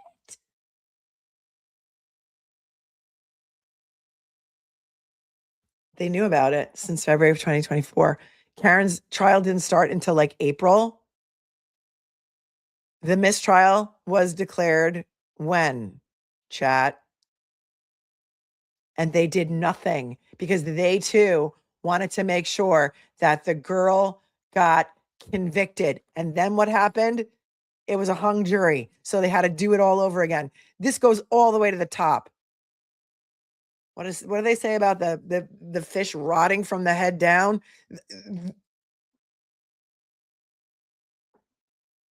They thought the fix was in. June 1st was when the mistrial, July 1st, 2024 or June 1st. I think it was July 1st.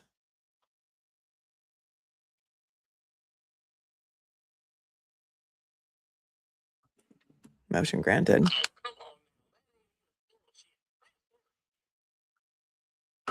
Indeed, they tried to hide it from Ms. Reed and the public, despite initiating an internal affairs investigation in early March of 2024, before the jury in Ms. Reed's first criminal trial was even impaneled.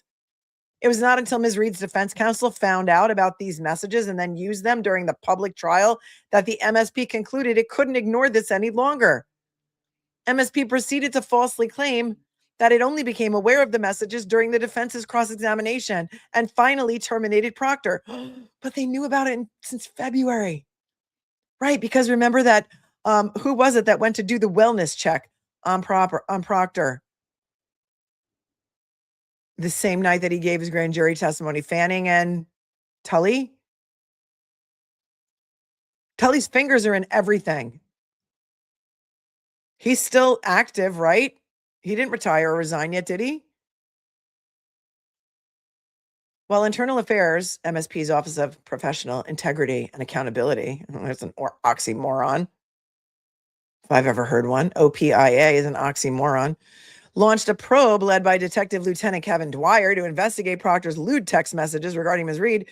The MSP inexplicably assigned 2 non-OPIA troopers, Major Benson and Captain Berrios, to perform cursory and brief interviews of the Proctors and the Alberts, inquiring about their personal relationships with one another. Oh, where are those interviews? Oh, I can't wait to see those interviews. Tully retired recently? How did that escape my radar? I don't know. I don't know about that.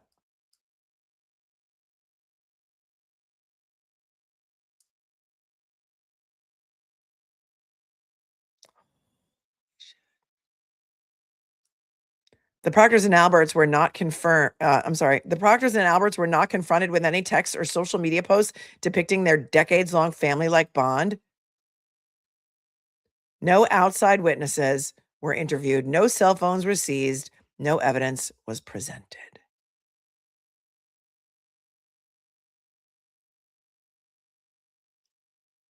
Okay, so that was done in early March of 2024, where this fake internal affairs investigation,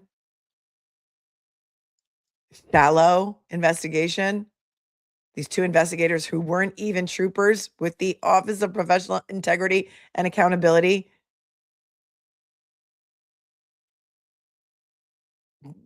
interviewed the Proctors and the Alberts about their personal relationships. Tully retired on April 8th, 2026. Maybe we covered it and I just forgot because so much has happened in between. Thanks, Michael and Mitchell. Saggy Beach says the FBI must get involved now. If you think that they have stopped investigating, I think you might be mistaken. The world is outraged. Tell me, if you were watching outside the US only, where you are watching from in the world, because the world is watching and we want everybody to know it. Yeah. Melissa's like, Melanie, I think you covered Tully's retirement. It's quite possible. I don't think that would get by me. Thank you. Thank you.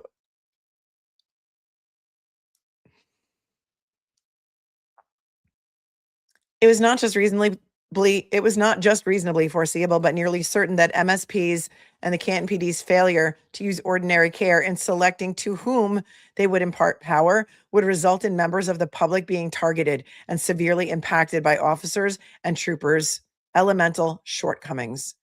Put differently, the biased and corrupt investigation that harmed Ms. Reed was the natural consequence of MSP and Canton PD hiring and promoting biased and corrupt law enforcement officers.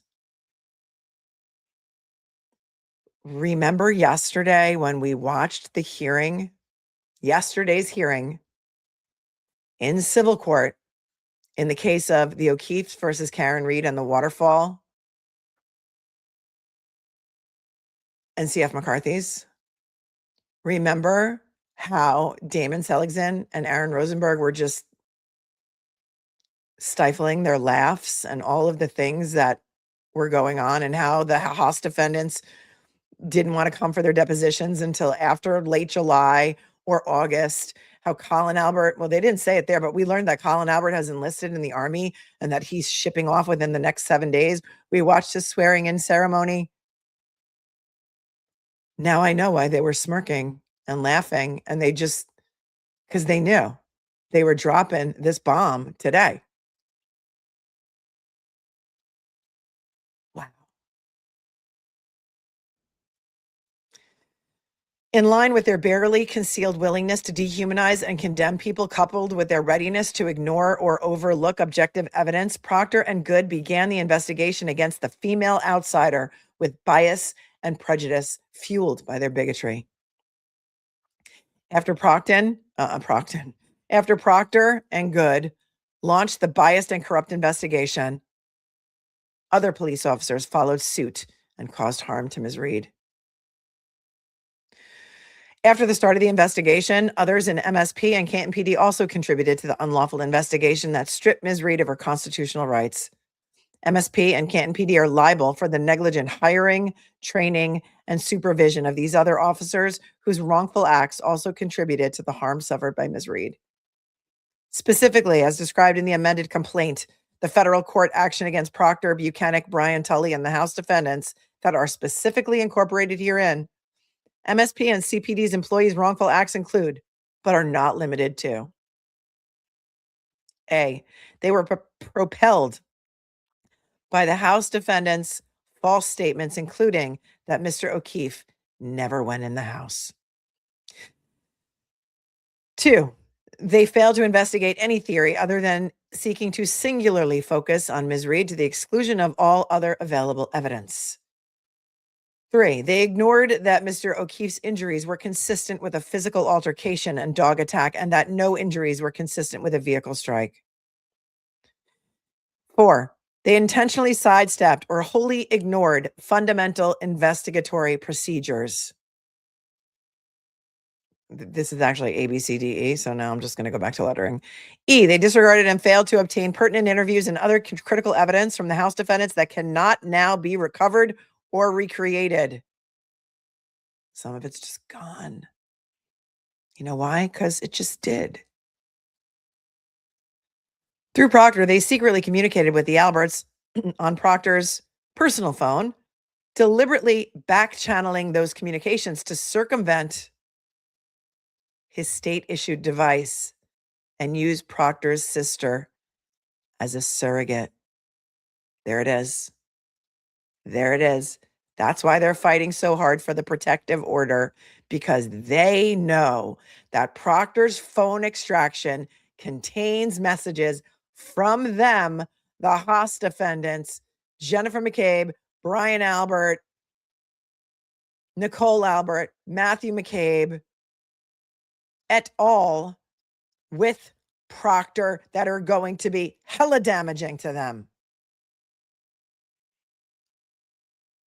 There it is. Through Proctor,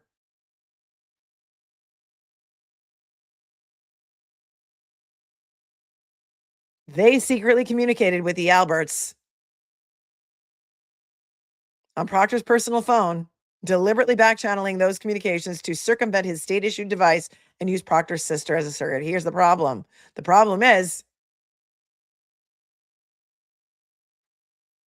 when you use your personal phone to conduct state, county, company business, it becomes discoverable. They're cooked. They're cooked. Zero chance they skate. They manufactured evidence to ensure that Ms. Reed, not their friends and fellow law enforcement officers, was blamed for Mr. O'Keefe's death, including planting evidence at the scene on Mr. O'Keefe's clothes and on Ms. Reed's vehicle to support the false narrative that Ms. Reed struck Mr. O'Keefe with her vehicle, even though they knew Mr. O'Keefe's injuries were inconsistent with a motor vehicle strike and consistent with a physical altercation and dog attack. And they expressly encouraged flagrant abuses of power. Armed with the fruits of this fundamentally flawed and biased investigation, the Norfolk District Attorney's Office proceeded to prosecute Ms. Reed for murder, resulting in 2 juries rejecting the Commonwealth's charges and Ms. Reed losing her career, home, car, livelihood, and reputation. Armed with the fruits. Again, another Handmaid's Tale reference. Blessed be the fruit. Under her eye. Gilead is Boston, and Massachusetts as a whole. As Greg Connor, a 25-year veteran prosecutor in that office, who is now seeking the role of district attorney, recently said of the Commonwealth's murder charge, the reach exceeded the grasp. And quote, I don't think there was another DA's office in Massachusetts that wanted to prosecute Karen Reed. Oh, I guess we should note my objection for doing that interview with Greg Connor so that they could pull these quotes straight out of there, because I think that's where they're from. I didn't watch the whole interview, but you can tell me if you think that's where they got it.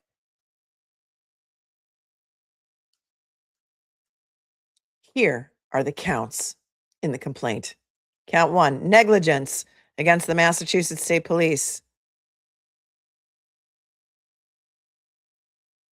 Remember what I taught you about negligence. It's a 4-legged stool. This is the way that my torts professor used to explain it to the class, and it's a great analogy, so I use it all the time. A negligence case is like a four-legged stool. You need all four legs to make it stand, to make it succeed. Duty, breach, causation, damages. The defendant needs to owe a duty to the plaintiff. They need to breach that duty, and there needs to be the breach of that duty needs to be the causation of the plaintiff's damages. They also need to have damages. Let's see if they get all four prongs in here. MSP serves as a statewide law enforcement agency and maintains investigative, tactical, and support units throughout the Commonwealth. MSP owed a duty of care to members of the public within the Commonwealth of Massachusetts. MSP had a duty to exercise reasonable care to ensure that MSP troopers do not cause foreseeable harm to a foreseeable class of plaintiffs, including, but not limited to, members of the public with whom they interact in the course of their duties. That duty includes, without limitation, the duty to adequately hire, train, supervise, and retain to avoid foreseeable harm to members of the public with whom troopers interact. In particular, the officers that the MSP hires, trains, supervises, promotes, and retains are required to comply with the law, as well as adhere to a written code of ethics established and promulgated by the MSP that expressly includes, among other things, the duty to 1, respect the diversity of and be sensitive to all people. 2, accept responsibility to the public by being punctual in our engagements and expeditious in the performance of duty. 3, regard the office as a public trust, and in the discharge of its duties, be mindful of our primary obligations to serve the public efficiently and effectively. 4, administer the law in a just, impartial, and reasonable manner, affording the same reasonable treatment to all cases, recognizing the limitations of its authority, and at no time using the power of its office for personal advantage. 5, be true to its obligations as custodians of public property, never diminishing its integrity or limiting its effectiveness by accepting gratuities or favors from persons, businesses, corporations, or other entities. 6, cooperate fully with other public officials to assure the safety and general welfare of the public. 7, refrain from allowing jealousies or personal differences to influence its ability to cooperate with others in its official business.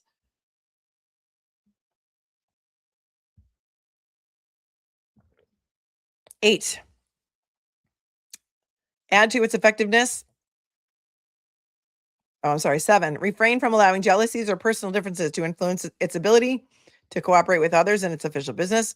8, add to its effectiveness by enhancing training, diligent study, and sincere attention to self-improvement, including physical readiness. 9, welcoming the opportunity to disseminate practical and useful information relating to matters of the public's safety and welfare. 10, bearing faithful allegiance to the government and be loyal to the law enforcement profession. 11, accept as an obligation its responsibility to support the constitutions of the United States and the Commonwealth of Massachusetts. And 12, fervently, shout out to fervent, seek out and report the truth. When hiring individuals to be troopers and interact with the public, the MSP had a duty to use reasonable care to hire individuals that would not endanger or cause harm to the public, but rather to act in accordance with the law and its expressed code of ethics. MSP also had a duty to exercise reasonable care to ensure that its employees did not cause foreseeable harm to a foreseeable class of plaintiffs, including by adequately supervising and training them. Not only are those duties and responsibilities established by law, but MSP has written policies and procedures mandating that members of MSP maintain a level of conduct in their personal and business affairs, which is in keeping with the highest standards of the law, highest standards of the law enforcement profession, including not participating in any act which impairs their ability to perform as members of the MSP or causes MSP to be brought into disrepute or causes foreseeable harm to the public. Okay? That's the duty. Hold on one second.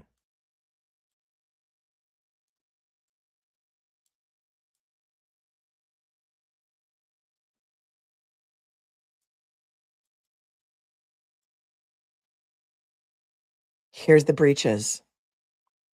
MSP breached its duties by, among other things, hiring and retaining Proctor when it either knew or should have known that he was unfit to serve as a trooper because of his virulent and deep-seated biases, failing to adequately train and supervise Proctor, Buchanan, and Tully, as described above, including but not limited to failing to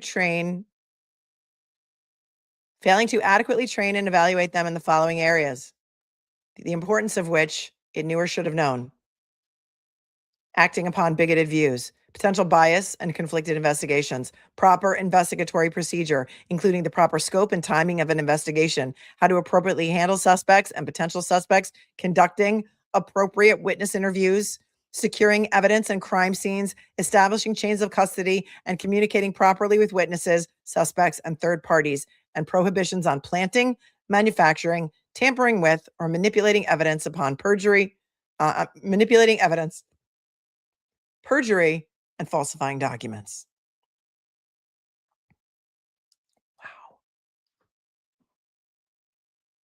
Allowing Proctor to continue to investigate even though he had personal relationships with witnesses and potential suspects in the murder, and which led to unlawful and favorable treatment of potential suspects.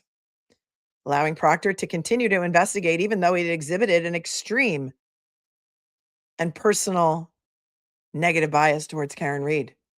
Allowing Proctor, Buchanan, and Tully to continue to investigate even though they had violated rules, policies, and procedures in all manners of the investigation. Allowing Proctor and Buchanan to plant, fabricate, and manipulate evidence, falsify documents, and commit perjury.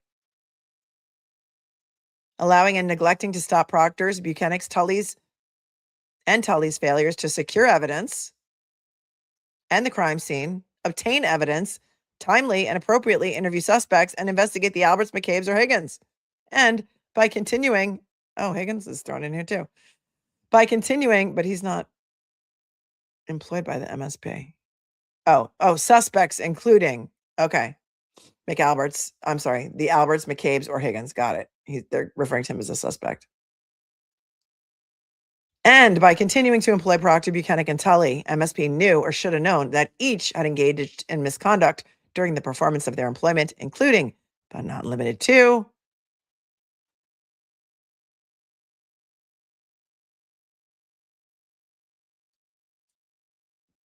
upon information and belief in prior investigations, Proctor, Buchanan, and Tully repeatedly failed to follow rules, regulations, policies, and procedures. Oh.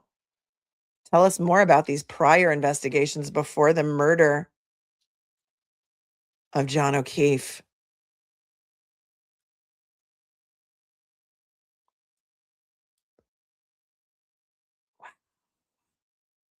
They must have evidence of other prior investigations. Hold, please.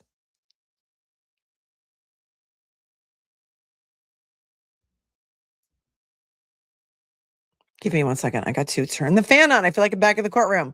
And then it says here, upon information and belief in prior investigations, Proctor, Buchanan, and Tully each have exhibited a pattern of misconduct, including misogynist conduct. I'll be right back. Talk amongst yourselves for 1 minute.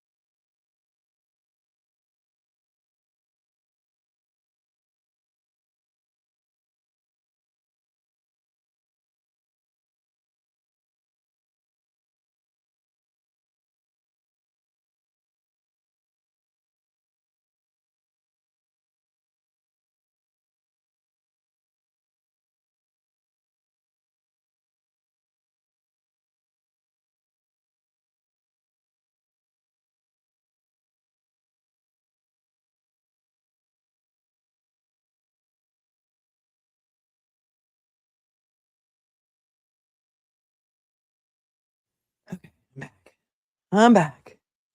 It's going to be 80 degrees today. Whew.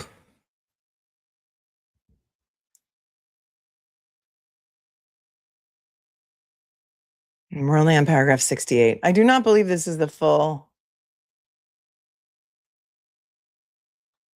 87 pages because there's a lot of attachments. And we're already on the causes of action, so there's not much more left. So, and then after this, did you tell me that Boston 25 has today's hearing from the protective order? We will look at that if it's in my inbox, which I hope it is. All right, moving on.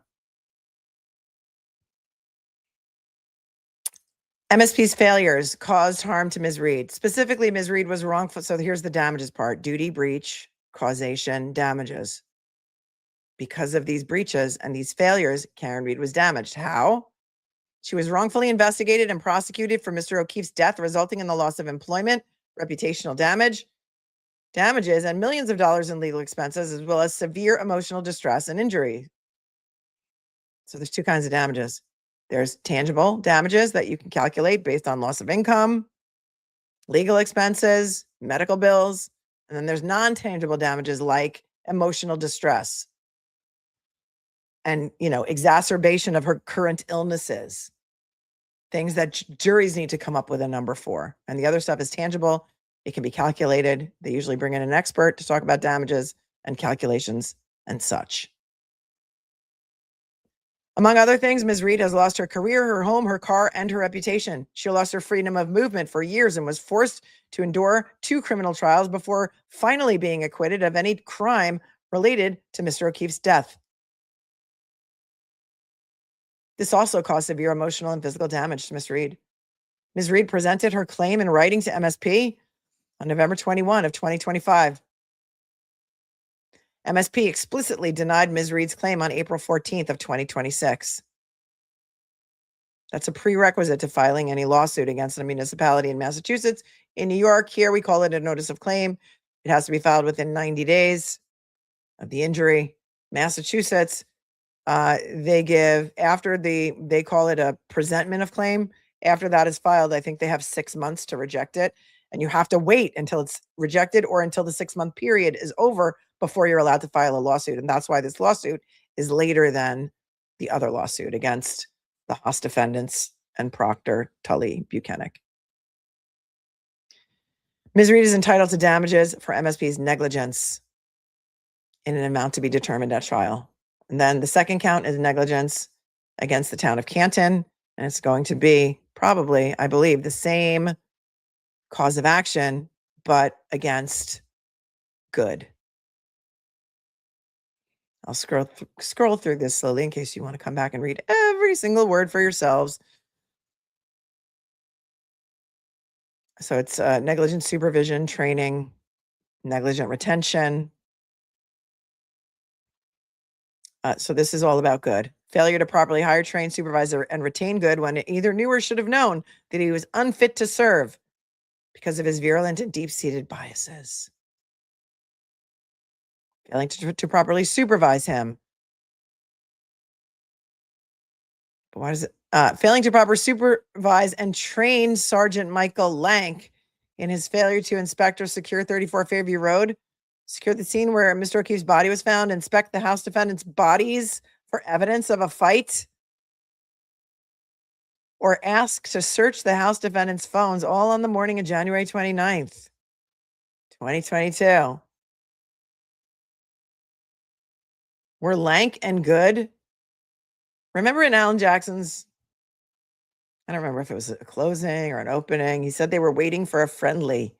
They're waiting for a friendly. They weren't going to let anybody inside of 34 Fairview until a friendly came. And the friendly was Michael Lank, because I have called Michael Lank the Ray Donovan of the Albert family for decades. And I think that Lank and Goode were the only two that were allowed into the house at 34 Fairview. Failing to preserve, protect, and secure various surveillance video inside and outside the Sally Port, including, but not limited to, setting the auto delete function on such videos to 30 days and not preserving these particular videos for a longer period of time.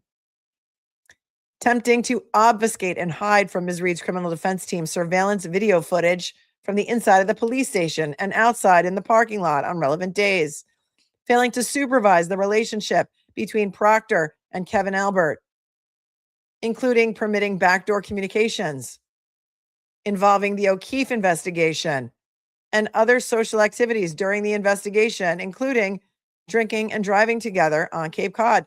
Again, more communications between the Haas defendants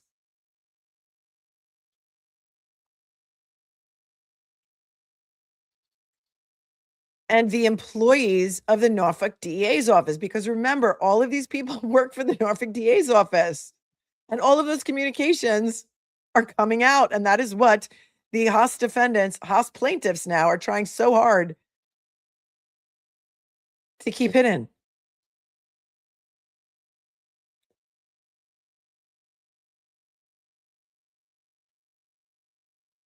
I mean, imagine if there's text messages between Brian Albert and Kevin Albert that have to do with this case. Kevin Albert could lose his job next. Unbelievable. It's his brother. I'm sure they text a lot, but if they texted about this case, it's going to be a problem. Providing Brian Higgins with access to the Canton PD station without supervision.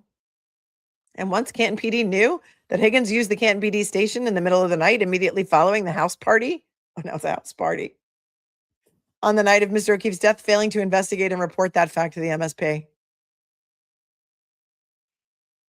Hiding the close relationship between Canton PD's Chief Ken Berkowitz and House defendants, and failing to document the condition of and supervise Ms. Reed's SUV once it entered the Sallyport garage at Canton PD and allowed the undocumented destruction of the taillight.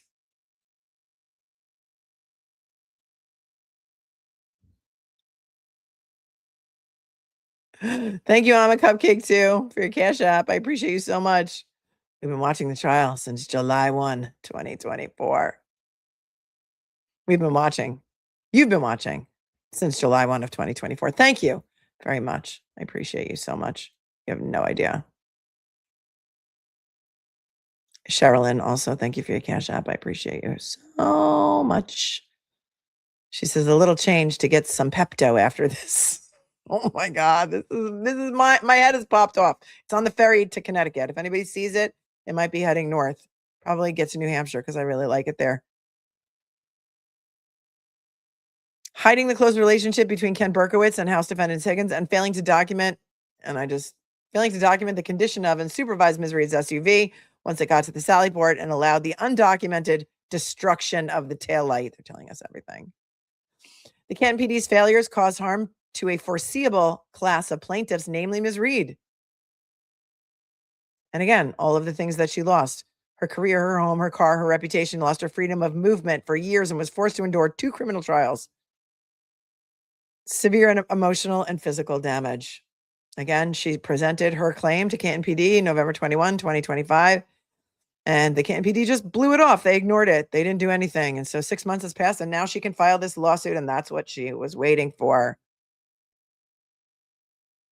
Yeah, over 10,000 in here. Smash the like button if you would. The world needs to watch. Thank you, Third Stage Navigator. Helps the algorithm. It helps more people find us. Count 3, civil conspiracy against the MSP and the Canton PD. MSP and Canton PD had a common design with each other and with Proctor, Buchanan, and Tully and the occupants of 34 Fairview Road on the morning of January 29, 2022. I'm telling you, the communications between all the people in the house at 34 Fairview and the members of the Norfolk DA's office are going to be highly relevant. I can't wait to watch that. I hope somebody sent me the link in my inbox. Or I'm just going to have to go look for it, which is probably not hard. Let me just take a look here.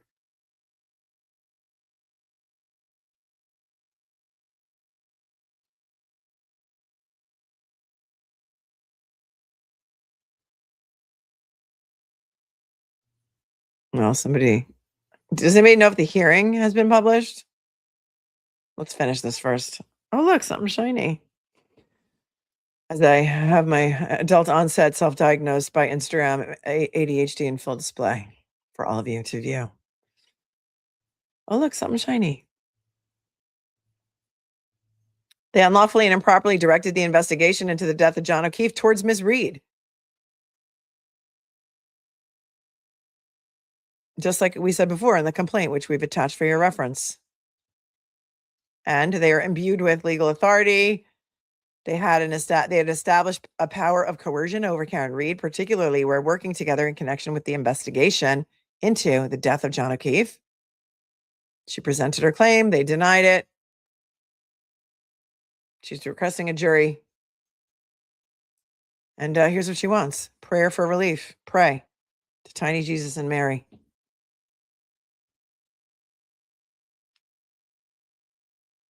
Enter judgment in her favor and against each relevant defendant on each count of this complaint. Award her damages in an amount to be calculated at trial, along with pre- and post-judgment interest, costs, and expenses. Award her reasonable attorney's fees incurred in connection with this litigation and grant her such other relief as the court deemed just and proper. XOXO, Karen Reed, by her attorneys, Alan Jackson, Caleb Mason, Elizabeth Little, Damon Seligson, Charles Waters, Aaron Rosenberg. Pro hoc vices to be filed. Here are the audio files. Exhibit 1, audio files found on attached USB drives. We don't get to see that.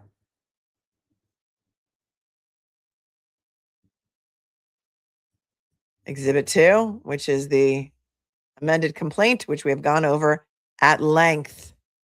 So there are only 2 causes of action here against Canton PD and MSP. One for negligence against the MSP. Wait, that's count 1. Count 2, I believe, is negligence against the town of Canton through the Canton PD. So there's 3 causes of action. And the third, civil conspiracy.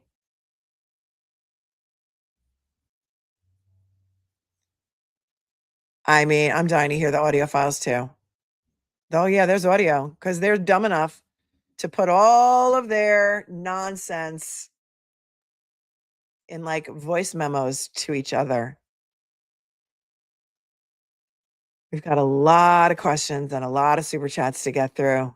And you know what? It's a good problem to have, but we need some music playing in the background. Again, if I am on any sort of public television, please take me down, because this song has a lot of F-bombs in it. You know it. You love it. It's called Bang Bang. I'll call this Bang Bang. Seriously? I will fuck you up. Hey. I will beat your ass. Hippie hippie, thanks for being here for 9 months. We made a baby. Serene Sapphire, thank you for being here for 14 months. On top, thanks for your super sticker. Mama Cass says, look at me, finally making a live. I love the replays and all, but it's just not the same. Go slap that like button. Love you so much. You too. You're a bitch, bro. I will fuck you up. 620. I will beat your ass. I will fuck you up. Don't judge me for my Google history. He says, thanks for coming to work with me today. Oh, let's bring Melanie to work day. Bang, bang. Pull up. The bang, bang. The bang, bang. Craft Haskell says, birds of a feather flock together. Who was it? That was Proctor's second family. The bang, bang. Rhetorical question today. We know The bang, bang. now who they are. 5. Amber Loves Rob says, I wonder how Auntie Bev's feeling about herself today. Trying so hard to help cover up these monsters, bad acts, and disgusting behavior. Good afternoon to Manchester, UK. To Jamoose. Love you so much. She says, thanks for being my therapist, Mel. Scorpio girl. Thank you so much for your $10 super sticker. Yes, Your Honor, the Commonwealth will call Trooper Michael Proctor to the stand. Michael Proctor. Last name for the jury. Michael Proctor, Proctor. You're a bitch, bro. Nick Staro's here. Says, how did this crap manage to become this much worse when it already was at the bottom of the ditch? We're in hell now. I'm going to allow it. Good morning, M. Monge. Call me Murdoch. Thanks for your 5. I'm glad you're back. I'm going to allow it. Caustic says, Goode resigned exactly 2 years, 27 days after first taking the stand on May 6, 2024. You can't make this up. Yep. Talked about that yesterday. It's true. BC says, we're only 3 pages in. Holy, I hope Proctor and Goode have the days they deserve. Disrespect. Karma always knows your address. I say that.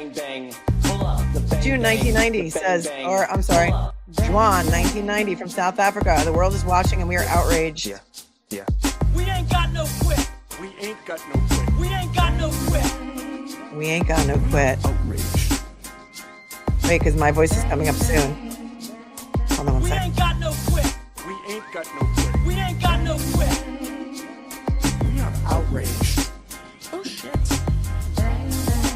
Bang bang. We ain't got no quit. We ain't got no quit. We ain't got no quit. We are outraged. Oh fucking hell. We ain't got no quit. Wait, my voice is coming up. We ain't got no quit. Thanks for tuning in from South Africa because the world is watching.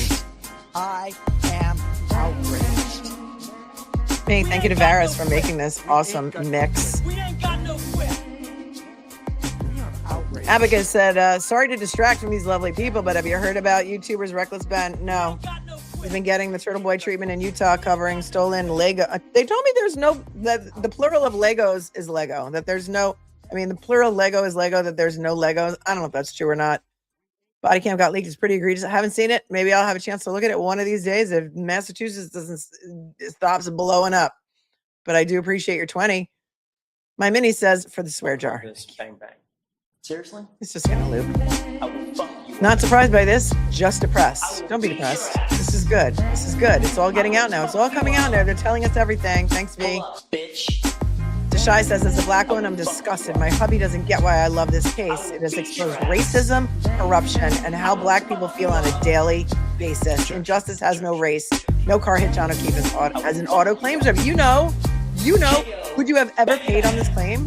They're never going to pay on this claim, right, Deshai? You know it. You're a bitch, bro. I will fuck The Traveler says, this explains why MSP all look like skinheads. Thank you for your 5. Nana Bear says, I wasn't convinced about Proctor staging evidence until now. These men are wretched and a disgrace to the uniform. Thank you, Nana Bear. Pull up. Jimmy D say, thank you so much for your 10. I appreciate you so much. Emily says, honestly, everyone in Norfolk County and possibly Massachusetts should be thanking Karen. Without her, this wouldn't have been exposed. Sarah, be creative. Thanks for your 10. It's just a flesh wound. The knight has definitely lost his arm. It's only a flesh wound. It's all right. I've got another. That was the funniest day, Sarah, wasn't it? With Bettero and I. Jimmy D. This complaint writing is fire. Should win an award. If only they had like a law tube con instead of a crime con. Wouldn't that be so fun? Would you guys go to that? You could give out awards. None of the law tubers really go to crime con. It's more like, I don't know, TV people? Thank you, Ashley, for thanking me.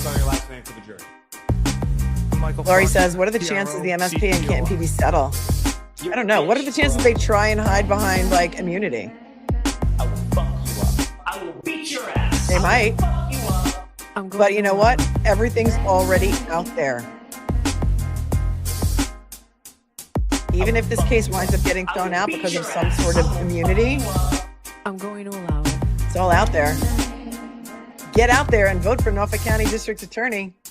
Primary is September 1st, I think. Look at what happened with Spencer Pratt. Thank you for your 10, Lori Reed. I don't think they'll settle. Not without a jury verdict if it gets past any sort of immunity, defense, or motion. Ms. D. Bates said, it should be understood the spirit is a misogynistic put down. Ancient female goddesses once worshipped in India. Kunti and the Norse Germanic Kunta. I hate that word so much. Thank you for telling us its origin, though. I do like that.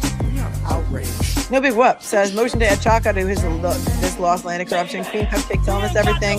Love the laughs you give me when I want to rage. And look, I'm representing Microdots. You can get out there and find this. I don't know where you can find it. It was gifted to me, but if you need a Microdots hat, Microdots is just part of the army exposing this corruption. Thanks for your 5.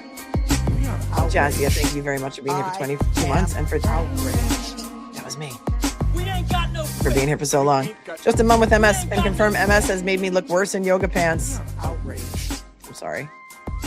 Sandra says, my head is spinning. Please clarify the part where it says something about planting taillight in quotations. I'm at work and can't wait, rewind. Oh, girl. Hold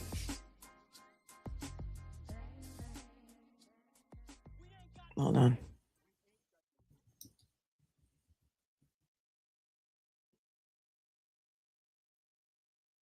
It says, I'll call this bang bang. Seriously? part of their cause of action against the Canton PD is failing to document the condition of and supervise Ms. Reed's SUV once it entered the Sally Port garage at Canton PD and allowing the undocumented destruction of the taillight. You can find that paragraph 79 of the complaint on page 28. Objection. Thank you for tuning in from Canada and your super chat. Sandy says this is the type of disgusting behavior that not only corrodes entire communities over time, it puts every good brother in blue at a higher risk of harm. Shit. Nobody hates a bad cop more than a good cop, Sandy. Thanks for your 10. Sasha's dog mom says, I'm sure there's many more like him on the force. Many of you are saying this is just the tip of the iceberg. Jamie says, where are the $1.99 trolls? Are they in the dark now? I don't know. Maybe. Linda says they're disgusting people. Thanks, Linda, for tuning in from across the pond. Andrea says Turtle Boy was right. Thanks, Andrea, for your 10. Season 3 is explosive, says Scorpio Girl. Somebody, Varys has created this song. His name is Varys. I'll put his YouTube channel link in the chat below. Next witness, please. Unless somebody knows it. Varys might even be here. Somebody should write like a review of season 3 so far. Like as in like somebody would write a movie review. Write a review of season 3. Send it to me. I'll read it. Pauline gifted 5 memberships. You know why? Because she's amazing. Johnny B says, can this affect the McAlbert suit? I hope. I'm going to Everything is intertwined and inextricably intertwined. And everything is related. You've got it's incestuous. All the same players. All the same game. We're all in on the same joke and the same nightmare now at this point. Just to go from the 6, thanks for your 50 again. Remember, Norfolk voters, Connor has known this for over a year. That's right. Just a girl from the 6 has been here for 7 months. She knows what's up. Kenneth Boston says season 4, Commonwealth of Massachusetts declares bankruptcy after jury awards Karen Reed $1 trillion. Wouldn't that be great? Thanks, James Lynch, for gifting a membership. Kurt Smith says, looking forward to the Olympic level mental gymnastics from the anti-Karen Reed camp on this. I know you guys should probably just join Twitter just to see how they spin this. It's going to be like a train wreck. You're not going to be able to look away. Dopey Mom says, Chris Albert just tweeted that he loves Proctor and that he has some good ideas. Absolutely vile, in my opinion. Stop it. What? Did you send that to me? Oh, fucking hell. We ain't got no Songbird Laura says, I can get him a ticket to another country since America sucks. What a racist, vile human. Thanks for your 10. I am outraged. Kelly says, I literally have vomited 2 times reading this. I'm sorry, Kelly. Thanks for your 5. Hope says, OMG, we are in Gilead. Disgusting. Thanks for your 5. Jen X says, I bet Trav is working overtime scrubbing social media accounts for Norfolk DA's office and Haas defendants of Proctor references. Yep. He got his $10,000 retainer recently. We looked at the receipts on that the other night. Janet says, there are no words to describe these 2 vile men. How are they brought up? I hope Ms. Reed gets $25 to $50 million. The damage done to her is immeasurable, physically, emotionally, and spiritually. Let me tell you about a jury verdict from yesterday. Call this bang bang. In California. I will fuck you up. I will beat your ass. In California, a jury awarded $176 million I will fuck you up. for the death of the 2 young boys that were hit and killed by Rebecca Grossman in her car. Objection. $176 million. KO. Bang bang. She and her boyfriend, Scott Erickson, were both found negligent. You're a bitch, bro. And the jury determined $176 million in damages, in addition to punitive damages that are going to be decided on today. The bang bang. Pull up. The bang bang. The bang bang. Thank you, Janet. Damn it, Janet. Angela again, thanks for gifting 5. Craig Smith, thank you for your super sticker from across the pond. The bang bang. The bang bang. Kylie says, I can't buy a membership on my phone, but I wanted to pay it forward for the person who gifted mine. Thanks, Mel, you're the best. Oh, thanks, Kylie. You are. Sheeny just dancing through lightning says, Fish Ross from the head down. When leaders lead with seething hatred, this is always the outcome. Make your vote count and be careful who you elect. Bless you always, Melanie, doing the Lord's work. Thank you.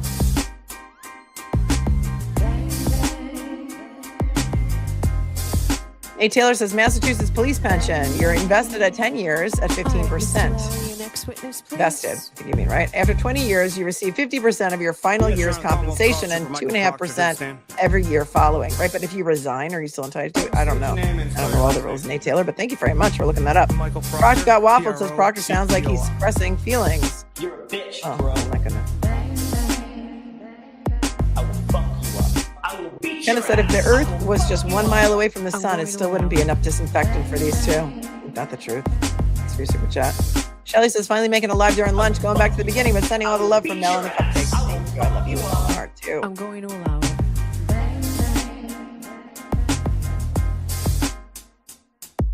The bang bang. The bang bang. Barry Raven says, thanks, Melanie. This has made me wonder what Courtney Proctor now thinks, because she and Proctor have a very close relationship, almost weirdly close. Right? Yeah. The bang bang. Barry. Bang bang. Super Diddy Denmark says, thanks for covering this. Thank you guys for being interested in it and watching it with me. Or listening to me read it to you. Yeah. Georgia Cat Mom gifted a membership. Thank you so much. We ain't got no quit. We ain't Ain't got no quit. We're still going. Track worker. Imagine the cases that will be crossed out now. Oh, yeah. So many. Rosemary Scabicio is going to get it done. We ain't got no quit. We ain't got no Anything these guys touched is going to be re-inspected. How many people that are in prison right now are banging on the jailhouse doors like, oh, Proctor and Goode were both involved in my investigation, We ain't got too. no quit. Outraged.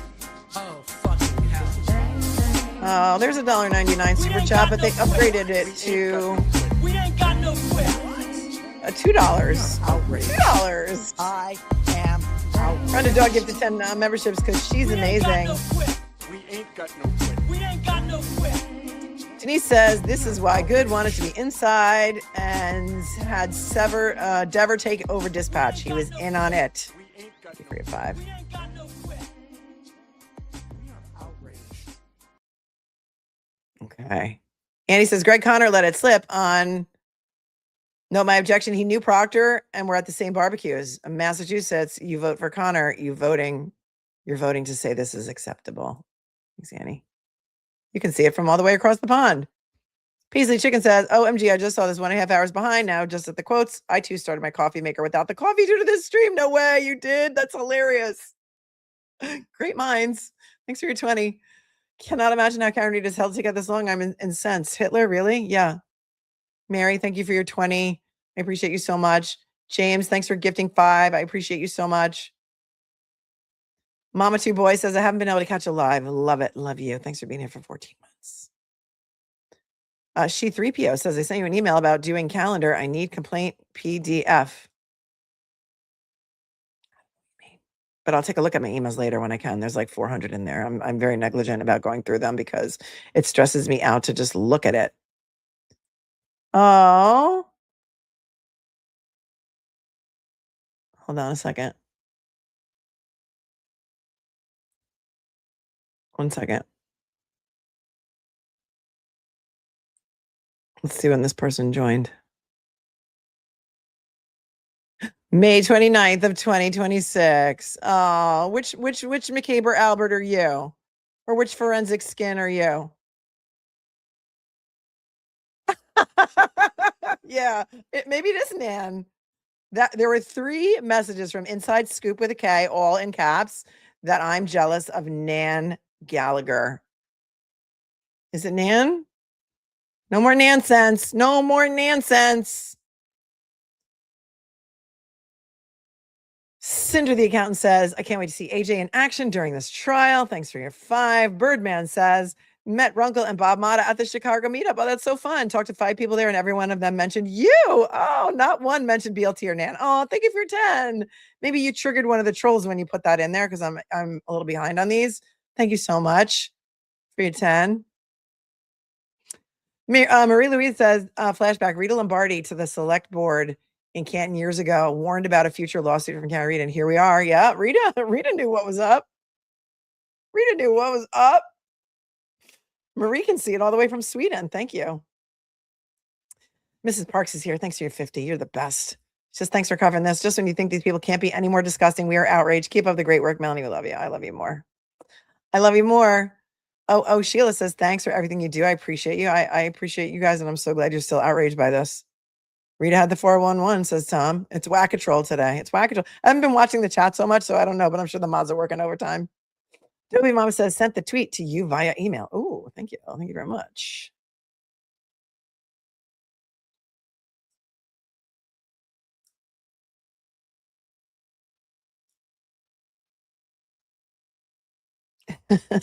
Okay. I don't see, but has it really been confirmed that this Cowboy fan 105D really is Chris Albert? I think it has been, because I think like he called himself Chris from Boston one time. Let me remove this. Thank you, Dobie Mama. So if this is Chris Albert, because he trashes me all the time, so we thought that it was. One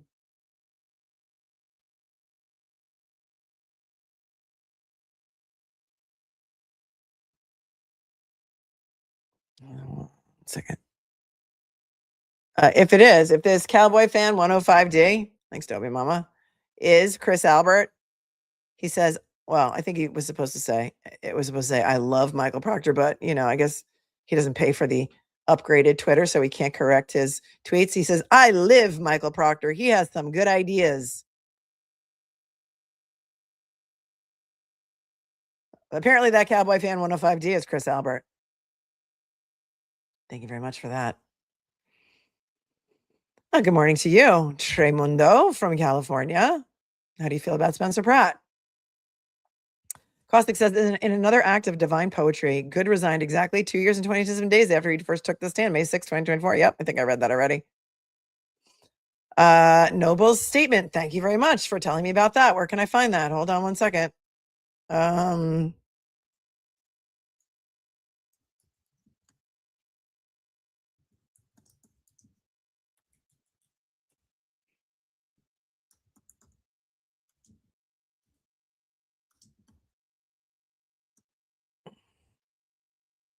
There simply is no low. They won't go.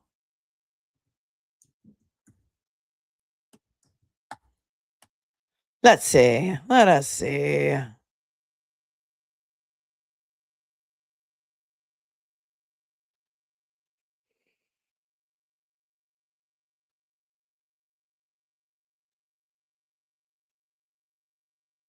Jeffrey Noble. Let's see.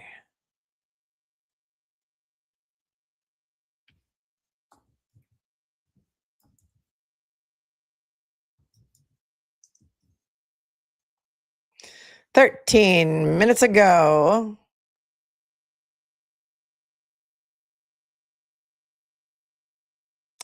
There's no video, but there is a news article.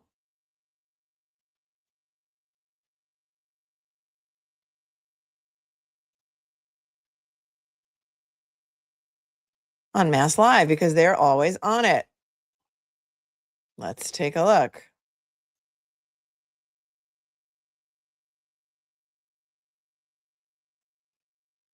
Thank you, Tina's Window, for reminding me.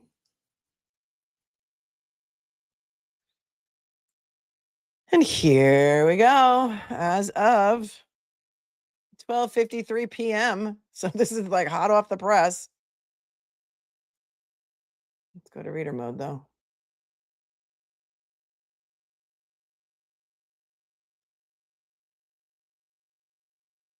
State police colonel calls racist anti-Semitic text from Karen Reed investigator disturbing. There he is. This is with this picture of him. Jeffrey Noble is from a police MSP press conference on May 6th of 2026. So obviously there's no presser yet today.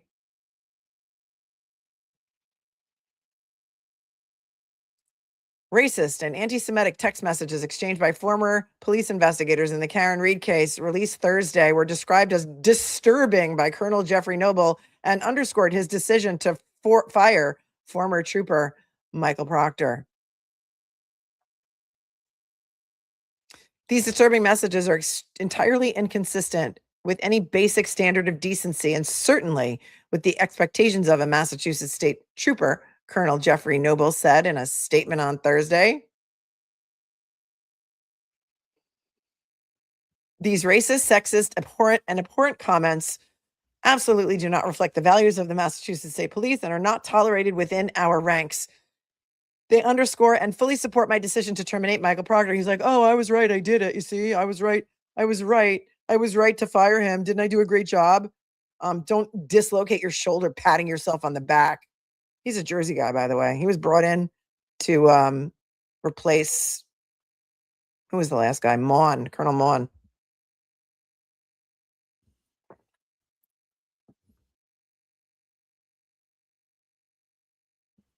In the 87-page complaint, it doesn't say page though, it says PEAGE. Does anybody proofread anymore?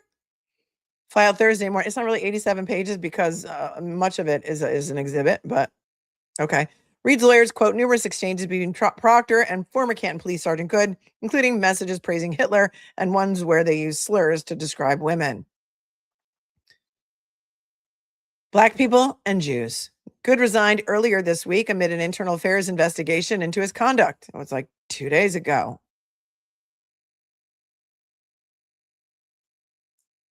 The actual complaint itself is 30 pages. That's what I read to you. The lawsuit contained several messages over the course of a decade where both officers used racial slurs, made demeaning comments about public figures such as Boston Mayor Michelle Wu, Governor Maura Healey, and even Anne Frank. What did she do to deserve this? Be dragged into this mess. God rest her spirit. Proctor and Goode are men whose written and recorded communications established entrenched and unrepentant hatred for women, Black Americans, Asian Americans, Jews, Hispanics, Arabs, and gay people, the lawsuit states. And then it goes on to repeat some of the text messages. So I guess that's his whole entire statement.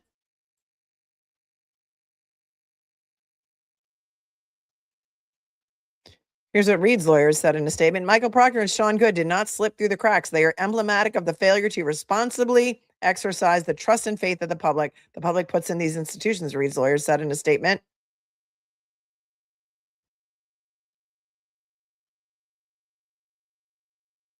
Goode resigned effective Tuesday. And that was when the town select board meeting was. That's when they announced it. It's in the last show that I did, I believe. And that's his whole statement.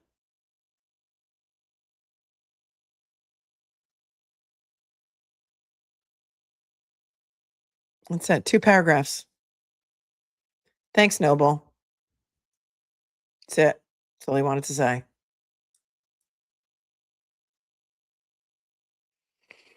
Carol Silva says, the world is watching. I'm Brazilian. I'm disgusted and offended by the words of this guy. Can I sue him? It would be funny. I think we have file a class action. We're all offended. We've all been emotionally disturbed.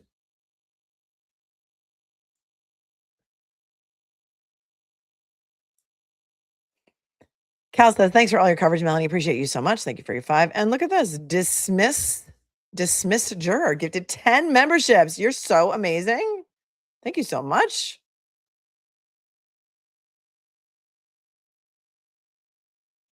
Now that I can finally look at my email.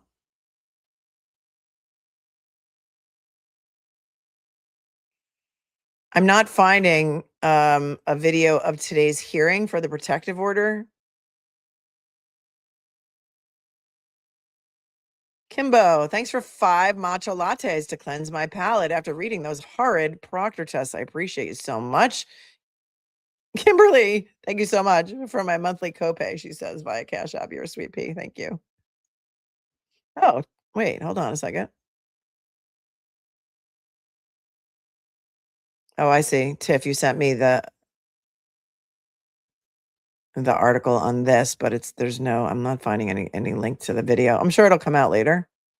Usually, sometimes it's on a delay. Thank you, Tiff, for always getting all the stuff.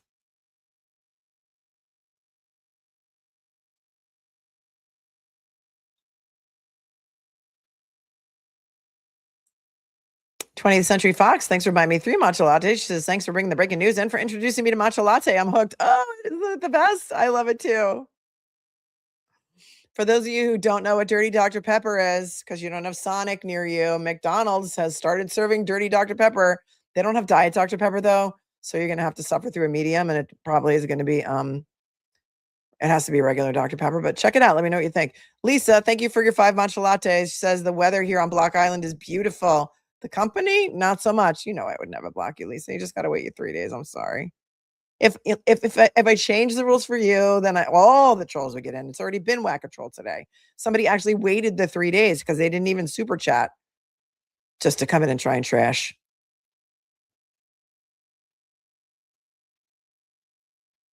You know, so there's that. Paola, thank you very much for your very generous 100. Says, here's some money towards the therapy session we're going to need after this live. Oh, you were so sweet. Thank you so much.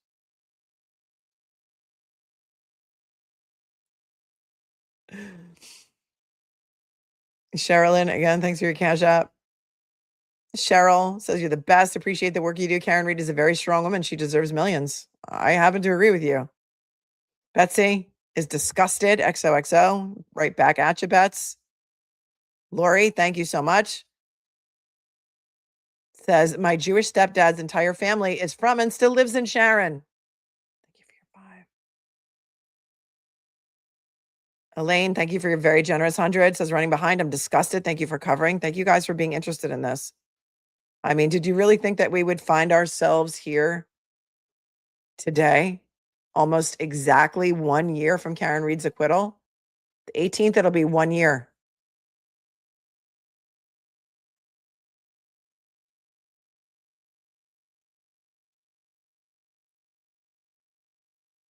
It's disgusting what is going on. And now you can see it with your own eyes. They just told us everything.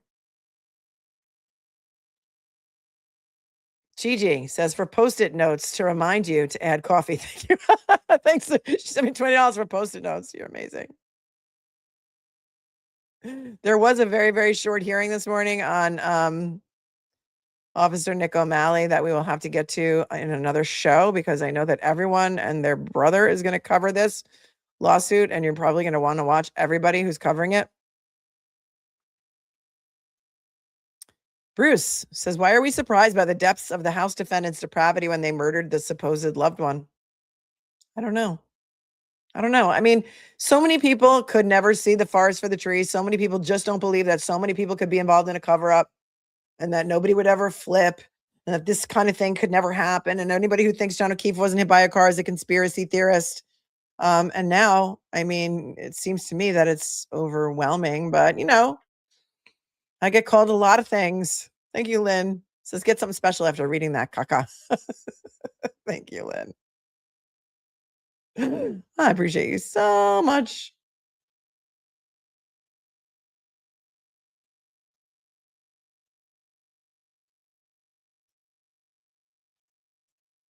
Okay. I have more stuff for you. I'm just not going to do it today because I'm overloaded with this particular thing, but the Haas defendants have filed their reply in the federal case. And I have that, and I want to do that with you, but I need to do it in a different show because this was a lot. But this is worse than I thought, says Helena, you know? Outrageous. Thanks, Helena. 12 of us boots on the ground, said Dina. In court today, they did not show up. Oh, interesting. So they've decided that they're not doing their worldwide privacy tour anymore, and they didn't show up in court. That's interesting. Tony says, what a day to have my 1 year cupcake anniversary. Thanks for keeping it classy as possible, given the abject inhumanity of these people. Love the snark, love the chat. You all keep me sane. Thank you for being here for a year. I'm going to put up the milestone chats. I'm going to just find something to play for you on a video so I can rest my voice for a few moments. Muzzy says, if Proctor has daughters, his wife has a duty to keep him away from them. Doesn't he have 2 girls? I don't know anything about his family, and I don't want to put it out there. Thanks, Mel. We all love your hard work in covering this, but the whole world needs you. Oh, I love you so much. Muzzy the Aussie. I mean, who should we watch? Fervent? Of course. Fervent is always good for a watch party. Oops. Is there anything new out?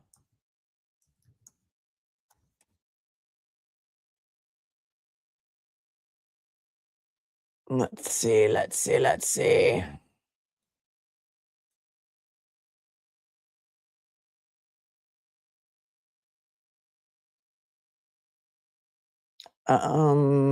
there music in this? Hold on.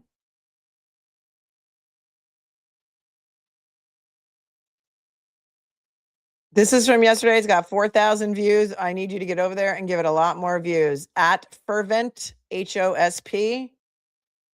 We're gonna give Fervent all the likes and subs because we need people who keep us laughing, and Fervent is just one of the many people who keep us laughing, including Emily C. and others.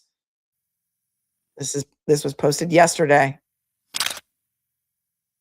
Mr. Chair, if I could have a couple of minutes to read a small statement. Yes, sir. All right. Well, since this is my second to last meeting, my time is coming to an end as a member of the Canton Board of the Canton Select Board.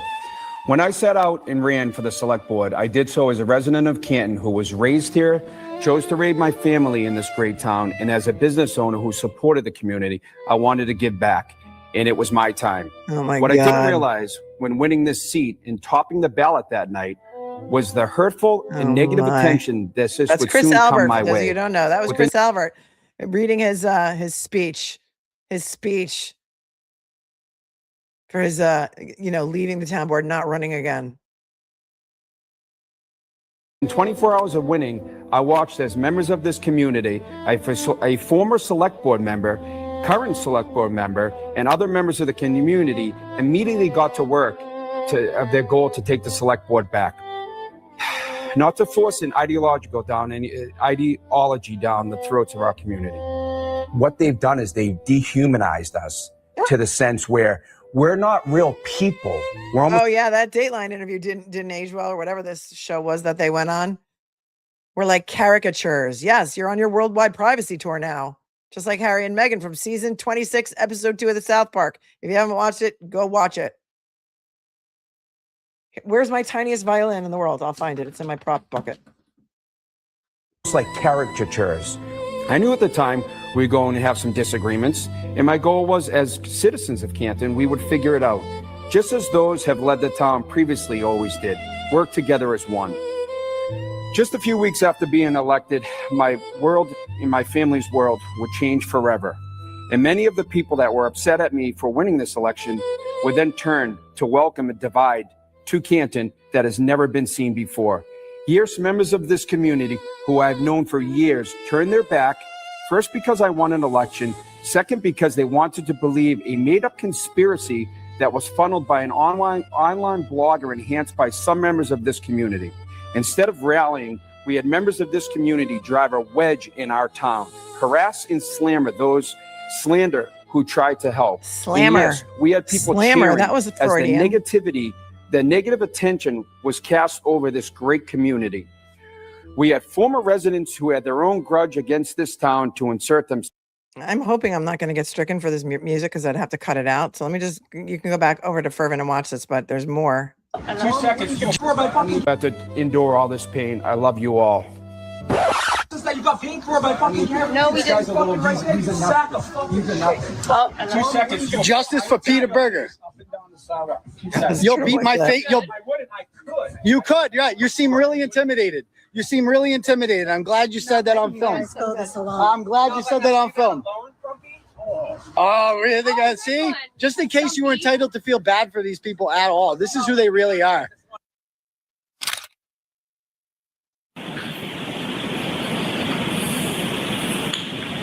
Now, you were asked some questions on cross-examination regarding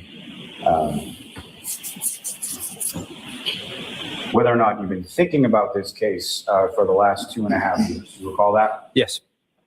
And you indicated that you had not, correct? Mm-hmm. Correct. Sorry. And you had indicated in your testimony in response to that questioning, essentially not until people were writing things about you on the internet, correct? Correct. You expound upon that. Can you explain to the jury sort of when that occurred and what were the things that were being written about you on the internet? I'd say about a little over a year. It started when people on Twitter, Instagram. So Fervent's link below. I'm just worried about the music because I'm not going to play this out, but you guys should go over there and watch it. I'll link it below. Also, it's 12 minutes long. But here's some of the video of Colin. I'll beat all your asses. I promise you, I'll fuck you all up. Pull up, bitch. Oh my God, with Adele in the background. You can't make this up. Okay, and the next one, please. You're a big bro. Fuck you now. Fuck you. Remember how Goode sprinted to 34? Yep.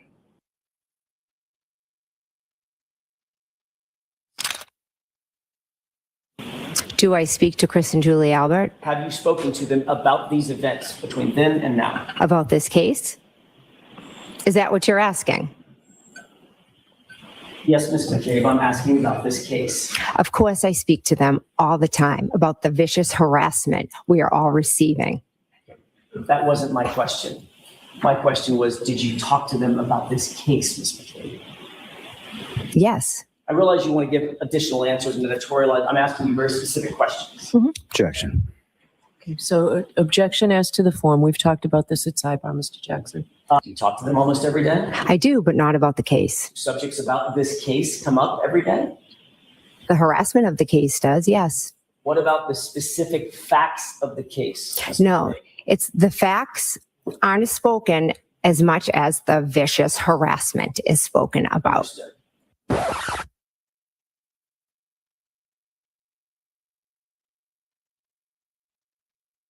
Thanks, Gigi. Oh, for those of you who can't watch your screen right now, I'm going to read this to you. It's a tweet contained within the video of Fervent from Dixie Normus, 2/20/2026. Gigi said, could you please send Proctor and Goode to Block Island? Maybe we could play a game of Scrabble. I'm bored. I love you. This tweet says, let's talk about April 14th, 2023, a Canton High School lacrosse game. High school kids, parents in the stands. And in the middle of that, a Canton resident, Tom Beatty, originally from Dorchester, at his daughter's game, and the town bully, Jen McCabe. According to witnesses, there was a verbal exchange between him and Jen McCabe. And what was reportedly said? Jen McCabe said, quote, keep walking. Nobody wants you here. Go sit by yourself. What are we, 12? Keep walking. Just keep walking. Nobody wants you here. Let's go, Green! There. Still got everybody around you, right? You do. Go be by yourself. For how long? I met Elizabeth Proctor in approximately July or August of 2023. We are two mothers that are being viciously terrorized and harassed by social media. Oh my God. Things that were stated Laying in it on this thick. courtroom and allegations that were made have torn our lives upside down. You see this first search that says hostile to die in cold? I do. What's that time? Thank you, You've Kensla. got the, it's right over at 2:27 AM or PM? a.m. Ms. McCabe, you made that search at 2:27 a.m. because you knew that John O'Keefe was outside in your sister's lawn dying in the cold, didn't you? Absolutely not. I did not make that search at that time. We receive hate letters saying that they hope things. Why? I know you want to give a narrative. She gets to answer this, Mr. Jackson. The door's open. Your Honor, she should answer the question why she went to the house as opposed to the narrative behind her motivation.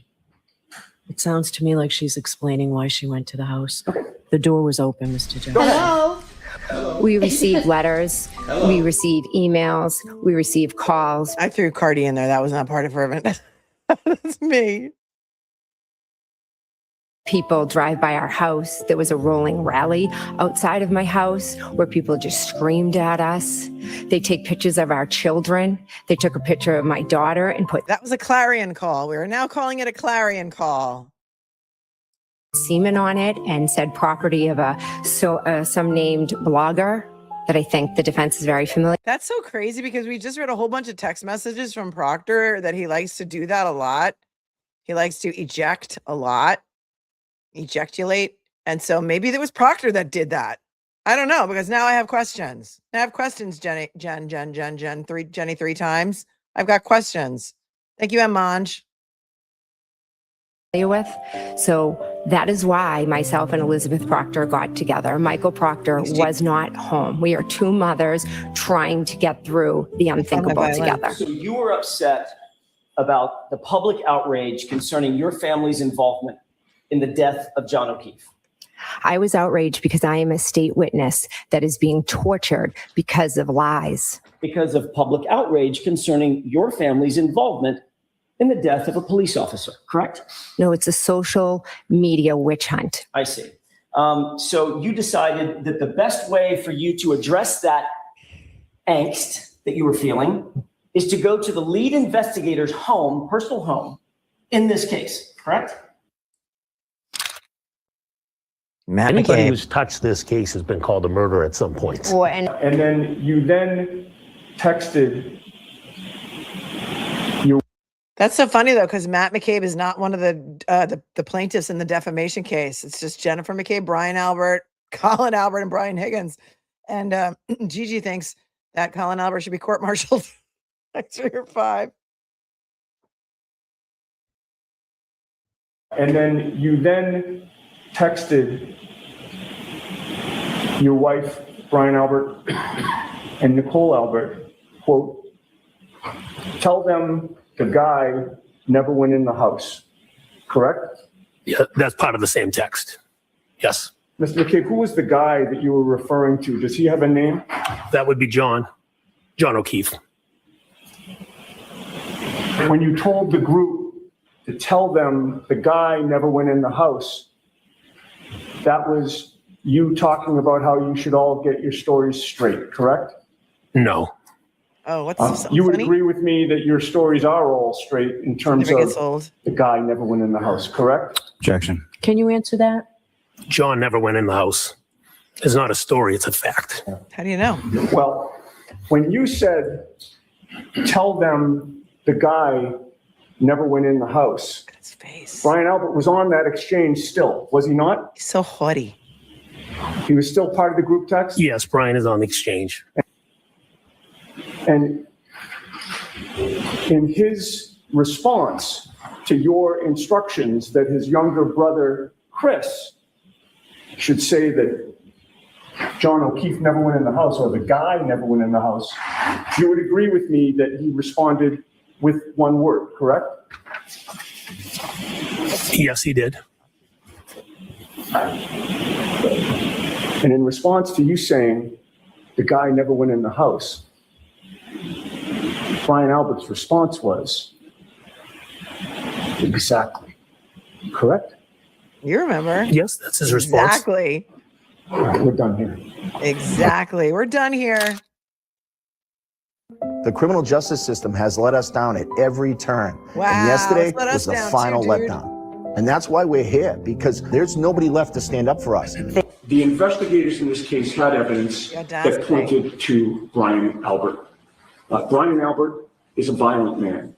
He was not only a boxer who punched people in the ring, he was also a violent drunk who sucker punched other police officers. Those police officers are on our witness list. You were asked in a formal interview. Do you recall? I want to make sure I'm clear about some of your prior statements. You had a formal interview with some folks prior to your testimony at a prior proceeding. Do you understand what I'm talking about? I'm tracking. Okay. At the formal interview, which is what I'm going to call that. Okay. The formal interview, you were asked about Brian Albert and his reputation. Were you not? Yes or no? Yes. You indicated in that formal interview that even Chief Berkowitz was quote, a little afraid of Brian Albert. All right, so that is the objection sustained. That's stricken. I'll see you at sidebar.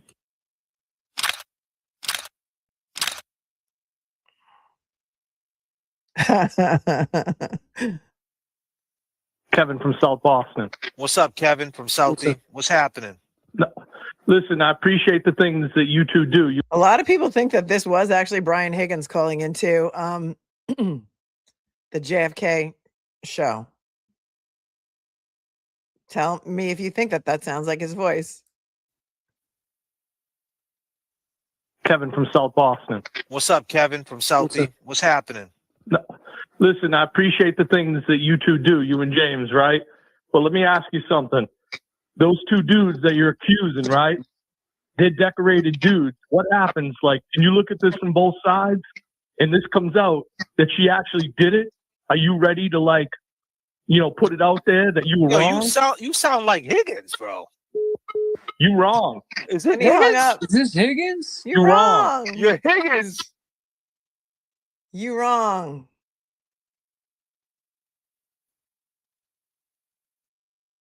A lot of you say 100% you think it was him. 100%. Other people say it was fake. We don't really know. How would we ever know? How would we ever know? Go on over, give her fervent a like and a sub. And Arlene says, thanks for recommending The Pit. I absolutely love it. Bit of a coincidence. The doctor who plays Whitaker, Garen Howells, his mom was my daughter's head teacher from age 7 to 11 in Barry, Wales. Love your take. Oh, I love it. I love The Pit. And one of the funniest handles that I've ever seen, I think it was on, I don't know where, I don't know, Reddit, Twitter, something like that, was Whitaker's Micro Bangs. If you know, you know. Those of you who have watched The Pit, we love it. We love it here so much. All right, my voice is shot. I believe that I've thanked everyone possible. Tell me what you think in the comments about this new scathing, brutal complaint. Andrea, I guess if I had to choose between being criticized day after day for my own vicious involvement or being found dead on Brian Albert's lawn, I choose the former. We're all crying so hard for you, Jen, she says. But, you know, it's all Turtle Boy brainwashing everyone because none of you were able to come to your own conclusions because you're brainwashed and brain dead. Oh, Mike says, I'm taking you over Vale Pass. He's on a Alligator. He's in his 18-wheeler driving over Vale Pass. Is one of my favorite places in the world. There's some scary roads over there near Vale and in the mountains of Colorado with no guardrails on them. Stay safe, my friend. Stay safe. Thanks for being here for 22 months. I hope, thank God. I mean, that's a dangerous place for you to be driving with all of this explosive stuff coming out. Call me Murdoch. I'm sorry if I missed this. In the lacrosse video, did you hear what he said to Jen as he was walking away? He said, for how long? Yeah, I did. I did hear it. That video has been out for a while. And those who know. All right. I have other stuff to talk to you about, but this really took a lot of time. And I have a lot of other things that I need to do today. But I love you all so much. And I appreciate you so much. And I thank you so much for still being outraged by this.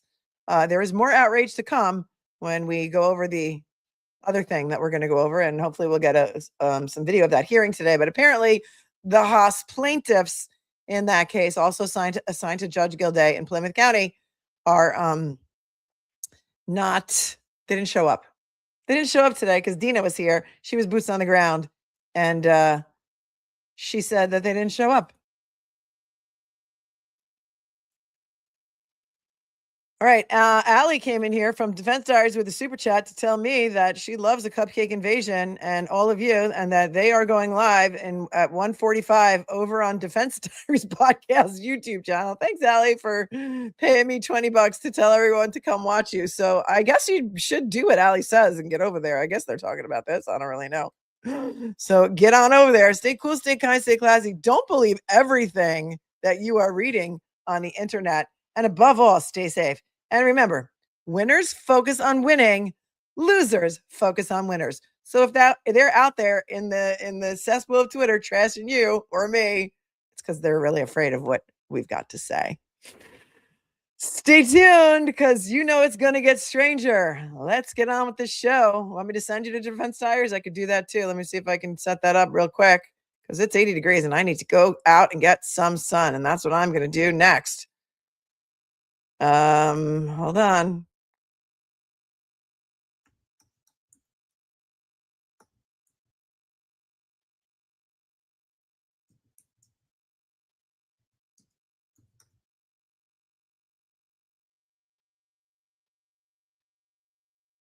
All right, they're going on, I guess, in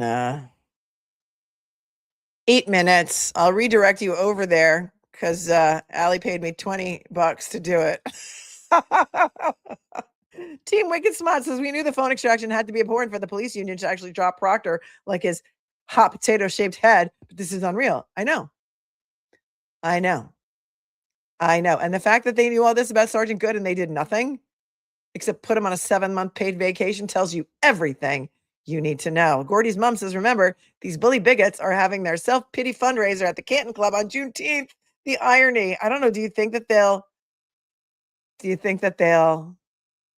cancel it? Or do you think they've got no shame and they're just going to do it anyway? They're just going to do it anyway. I remember Buchanan promoting and trying to collect money from them. Because he's the benefactor that he is, the philanthropist that Yuri Buchanan is, telling everyone to go on over there and donate money to the Haas defendants. Yeah. Cupcake eating law nerd, says, that's a great username. Hold on. It was a good comment, but now I can't find it. Wow, the fallout from this Karen Reed incident is crazy. Poor John O'Keefe. How many episodes will we see? How many will serve time? I don't know. I can't wait to see more. There are certain names we don't allow in the chat. That is one of them, James.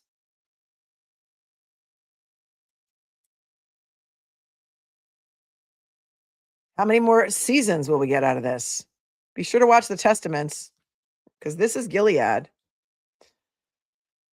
All right, my guys, I love you. I'm going to send you to Defense Diaries. If you choose to go there, have a great time. I'm going to go sit outside because it's beautiful. And I'm not going to waste this sunny day by sitting in here in a dark studio with my favorite people in the world, all of you. I love you guys so much. Please comment after the stream. Please share the stream. Please hit the like button. All the things that YouTube likes. YouTube is really trying to push you away from long form content, and they really want to get you towards shorts and AI videos because look what just happened. 2 YouTubers blew up the box office this weekend. There's 2 really good movies out there, both by YouTubers.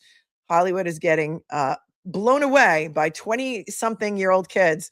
One is called The Backrooms. One is called Obsession. I'm going to go see them both. I'll tell you about them later. Love you guys. Thank you to the moderators. Tip your servers. I'll be here for the rest of the week. Make sure your notifications are set because I can't tell you exactly when. But I love you. Bye.